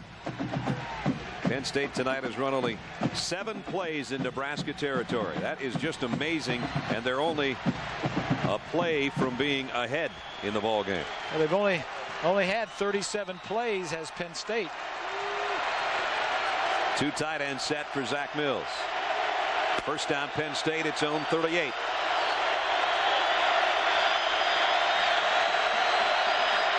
McHugh, the fullback, will go in motion. The counters to Scott coming back the other way. Scott got the corner across the 40 and out almost to the 45-yard line. Philip Bland knocked him down. Coming up next Saturday, most of you are going to see top-ranked Oklahoma take on UCLA in the BCS Spotlight game presented by ADT. Michigan, Oregon, Colorado, Florida State in regional action next Saturday at 3:30 Eastern right here on ABC Sports. Check your local listings for the game in your area. So a second down coming up. Joe Paterno pacing that sidelines. His team down by 5. Hostile crowd on the road and a tough place to play. Mills, blitz coming from the corner, almost had it intercepted. Josh Bullocks had a better play on the ball than Tony Johnson did. And that's 3rd down and 3. And if they don't get this 3rd down, you wonder if they'll ever see the football again. Yeah, this is a good play here. The corner down here is going to blitz. Johnson just runs a curl route. And Zach ends up throwing it too far to the inside. The inside the safety almost made the play. Only 1 of 9 on their 3rd down conversions. This is a huge one for them. Mills, quick drop, flares it out, and there's the catch at a first down out of bounds for Tony Johnson. That's his first catch of the half, and it couldn't have come at a better time for Penn State. Johnson has kind of been good news and bad news. Yeah, he dropped one right in his mitts earlier this half. Dropped a couple, and he's caught a couple key ones. That was a big one. That kept the drive going. And now the ball just shaded into Husker territory. Fumble. Zach Mills never got the snap. And Nebraska's got the football. And Rude, who came out of the locker room, another huge fumble recovery like he had 2 weeks ago when we were here. This has got to be second nature, the center quarterback exchange. That ball went through his hands. It slid through his hands. There the ball is laying around. It's in the helmet of Koslow. But this has just got to be second nature. There was a guy on the nose of the center, and I think he tried to block before he got the ball snapped completely. Kabongo's been kind of a problem up there for him, the big guy, and I think you're right. He caused enough commotion for the ball to go back to Nebraska, and that's back in the hands of Josh Davis. About a 3-yard gain. Nebraska gets the football back on Barrett Rude's fumble recovery, a guy that 10 minutes ago was in the locker room with a bad shoulder. And there's Kabongo, the guy that was raising some havoc on that defensive front. As Bob said, looked like they were thinking about that guy before they were thinking about the exchange. Both teams with 2 turnovers. That one at a very, very costly juncture of this ball game. Just over 6 minutes left. Jamal Lord down the line and got the corner. Lord inside the 30. Bumped out of bounds at about the 22-yard line. Judd Davies, the fullback, got a nice block, and then you saw the speed of Jamal Lord 26 yards later. I think this Penn State defense is getting a little worn out. Coming down the line, Judd Davies right there gets a nice block. Capone looks like he's being held a little bit. But this is what Jamal Lord does best. The heck with trying to throw the ball down the field. Let me run the football. 95 yards for Lord on the ground. Now back to Davis. And Josh has got guys draped all over him and still gets a couple. And the clock becoming an ally to Nebraska if they get any kind of points out of this. And there's the clock in the ball game. When you've got it twice as long as the opposition, tends to help your cause. But not only that, when as you see the two quarterbacks signaling in the plays, but when you don't have the offense of Penn State and you're playing against a good defense, you almost have to play flawless football. Right. You cannot make a mistake. Nebraska back in the red zone. They've been in there 5 times but only have 12 points to show for it. Davis. Josh maybe to the 17. We're talking with Barney Cotton about Josh Davis, and he said he's the best conditioned guy on our club by far because he takes punts and kickoffs every day in practice. And he says he doesn't just take them and go a few yards. He says if he takes a punt return, he runs by everybody 65 yards. Yeah. If he takes a kickoff return, he might run the length of the field, and then he's a starting I-back. And you love those types of guys. That's why he's the starting I-back. That's right. How hard he works. Yep. 3rd down and 5. He's been the man tonight. There you see the play clock at the end of the field. Here he comes again. Josh Davis to the 15, where it's going to be 4th down and 4. And you would expect to see the field goal unit coming back out. But remember, the last 2 kicks by Dykes, one made it, one didn't. One was low and was tipped and still had enough juice to make it through. The other one was more of a blocking mishap, and a guy got free to get a hand on it. Protect, protect, protect. And the last one was a really long protect. If you noticed, he almost blew a gasket on that last protect. This is a 32-yard field goal attempt to try to make it an 8-point ball game. David Dykes, kick on the way, and he got it.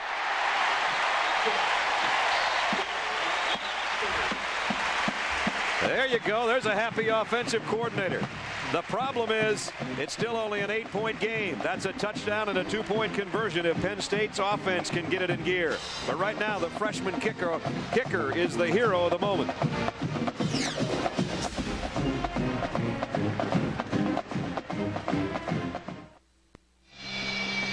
From probably the best booth in college football, Brad Nessler, Bob Greasy back with you. You and I have been talking about close game, low-scoring game. We got it. We did. Not a lot of offense. But we do have our own bathroom in here. Yes, we do. You can't beat that. That's part of the best booth. This is the only place you go that you have your own bathroom in the booth. It's the Keith Jackson facility is what it's called up here. Kick coming up now.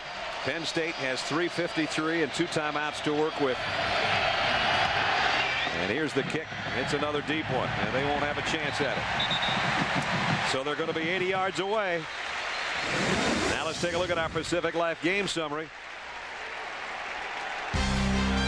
Zach Mills has really struggled tonight again. Josh Davis has had a career-high night and more yards tonight on the ground than he had all of last year. Time of possession, all Nebraska. They've dominated in every category, but still, when you look up there, you just see it's an 8-point difference, and that's a touchdown and a 2-point conversion. But Penn State's got a long ways to go to get there. And they're going against a nasty defense, a bunch of black shirts who are fired up. Mills, play action off the shotgun, high for Tony Johnson. Probably should have had him. Let's check in with John Saunders in New York. John. Brad, it's the Shad Williams show in the Kentucky-Alabama game. 8 yards on this touchdown run, his 3rd of the game, all on the ground. And he has 163 yards rushing. Alabama pulling away from Kentucky now, 27-10. That'll be a big win, it appears, for Alabama. This will be a feather in Nebraska's cap because Oklahoma State was ranked in the top 25, but really never got on track offensively. Utah State, Nebraska was expected to beat them last week and did, but now this is Penn State, a team that put a licking on them, 40-7 last year in State College. And Zach Mills has a 3rd down and 5 coming up. See that the sure tackling by Nebraska. Bullock's in the secondary coming up and making the tackle. Zach Mills has to have this one. Over the middle, McHugh. I think he got it. It's close. You got to get to the 30-yard line. Tell you what, if McHugh wasn't a 6'6" fullback, if he was 6'2", he probably wouldn't have gotten the first down. But I think he got it just leaning forward. And they'll move the sticks. Whew. First down Penn State by that much. And they go hurry up. They've got to let the sticks get moved to the 30-yard line and do now. 1st and 10. Mills flushed by Trevor Johnson. Throws on the run. High, incomplete, intended for Gerald Smith. Tony Johnson was behind Smith, but I think Smith was the intended receiver. You know, everybody's giving Zach Mills trouble, and I'm looking, and he doesn't have a lot of time to throw. He's flushed from the pocket, and I look downfield, and everybody's covered. You know, as we said in the opening, his offensive line, 4 of the 5 guys from last year are gone, and 2 of his best players in that offense are gone. So it's just a matter of trying to find some offensive linemen that are going to develop to provide some protection for him.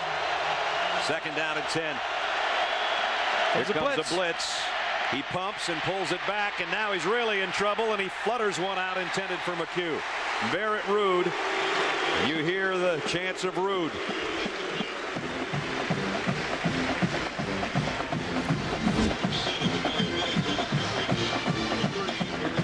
Pretty good protection initially, and then Rude comes through the middle of the defense. That'll wear you out right there. You're not kidding. Quarterback getting hit on your arm all that time. It'll scar you mentally. 3rd down and 10. 3 minutes left. Penn State 8 points down. 3 wideouts. Palmer, Smith, and Johnson. Mills steps up, fires, got Smith out there and completes it. That's a great pitch and catch there. And that's very similar to that earlier pattern, only this time Zach didn't have to roll that way. He stood in and drilled it. 31-yard pass play. Here he is up here. He's just going to come down and run to the outside, and he's going to hit him in between the 2 guys, the 2 defensive backs. This is a great throw. Sure is. And a great catch. I understand why now. He was happy when they brought Smith back over from the defense. That's right. He was a cornerback until about Tuesday. Kenny Carter, who is the receiver coach, told me on the field that they brought him back to the offensive side. He picked it up, and he's one of the guys that has that kind of attitude that he can go make things happen, guys. Let's see what else they can make happen from the 39, and now they're going to take one of their 2 remaining timeouts. Zach Mills upset that he has to utilize that timeout. And while we have time, with a 1st down coming up for Penn State, let's go back to Times Square Stadium for an update on that ACC game. John. Brad, Florida State in a complete struggle with Georgia Tech. Nothing on the ground, practically nothing passing. But Chris Ricks calls his own number, goes in 3 yards, hurt his neck on the play, aggravating something that happened a few weeks ago, but he's going to stay in there. Florida State now within 6. If you think about what Georgia Tech could have almost done after they played a better second half against BYU in that opener on that Thursday night, they'd be in the top 15 probably. And starting the season with a true freshman quarterback. I mean, that's just unheard of. But I've seen the kid play, and I'm very impressed with him. Here's a guy that has been around and made huge plays last year, although even the last 3 regular season games and the bowl game last year, Zach Mills' numbers started to drop. He took a lot of shots last year. He's a tough kid. Right, he's a timing passer. If you give him protection in the pocket and some good routes, he can deliver the football. He brings his troops up to the 39. His last pass was his best one of the night. It picked up 31 yards to Smith. They need 8 to tie. Throw by Mills, almost intercepted by Bullocks. Josh went down and tried to snare it off the turf. Incomplete. He was expecting Tony Johnson, the receiver on that side, to run a stop route. Sometimes when receivers and quarterbacks, they visualize routes and coverages, you have to adjust the route on the move. And Zach read one thing, and Tony Johnson read another. Joe wants to know what it was. There's Tony Johnson out to the near side. 3 receivers set for Mills. 2nd and 10. Throws down the sideline. Smith's got another one. Nope, they're going to say incomplete. He was bobbling it going out of bounds. The officials are going to have a little chat about it. But it came loose apparently before he went outside that chalk stripe. Well, they had single coverage over there on Washington. Let's take a look at it. Oh boy. Well, his first foot, the left foot came down in bounds, and then the right one comes out of bounds, but he does have possession. Now you can't see the feet from there, but right there the left one is down. That should have been a catch. Instead it's 3rd and 10. Everybody coming at Mills. Fires and almost intercepted by Ricketts. He would have been off to a 65-yard touchdown. He dropped it. I don't understand why you're faking a draw in the backfield when you're going to throw an out to the sideline. You fake a draw to affect the linebackers in the middle guys. Ricketts is all he's doing is seeing it. He reads this route, and he's late throwing it because he had to fake the draw. Penn State's chances come down to 1 play right here. They're a play away from being 1 and 2. Their 4th down conversion's good. They'd like to make it 4 out of 5. They need to get to the 29-yard line. 4th and 10. Mills in trouble, flags all over the place, and they blow the play dead. Illegal procedure.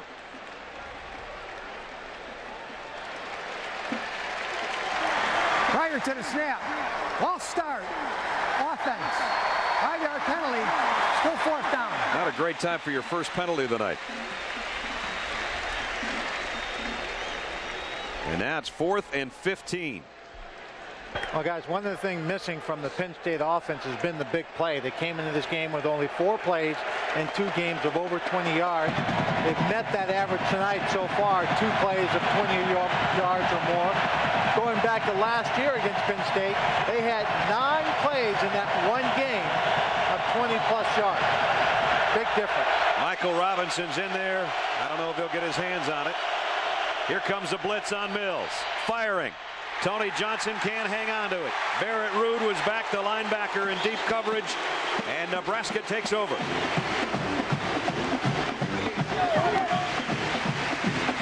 The defense, the Huskers, has gotten better and better each game, and Pelini is the guy that came in and says, hey, we're going to turn this defense around. We want quick guys, we want smart guys, and we're going to mix up the coverages.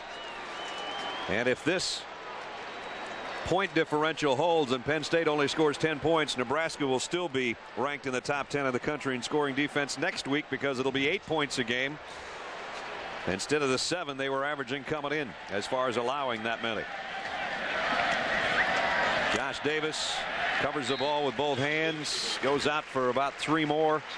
171 yards on the ground for Josh Davis, and it looks like the streak of victories against non-conference opponents will reach 34. Yeah. Nebraska's first 8 games, of the first 8, 6 of the first 8 are at home.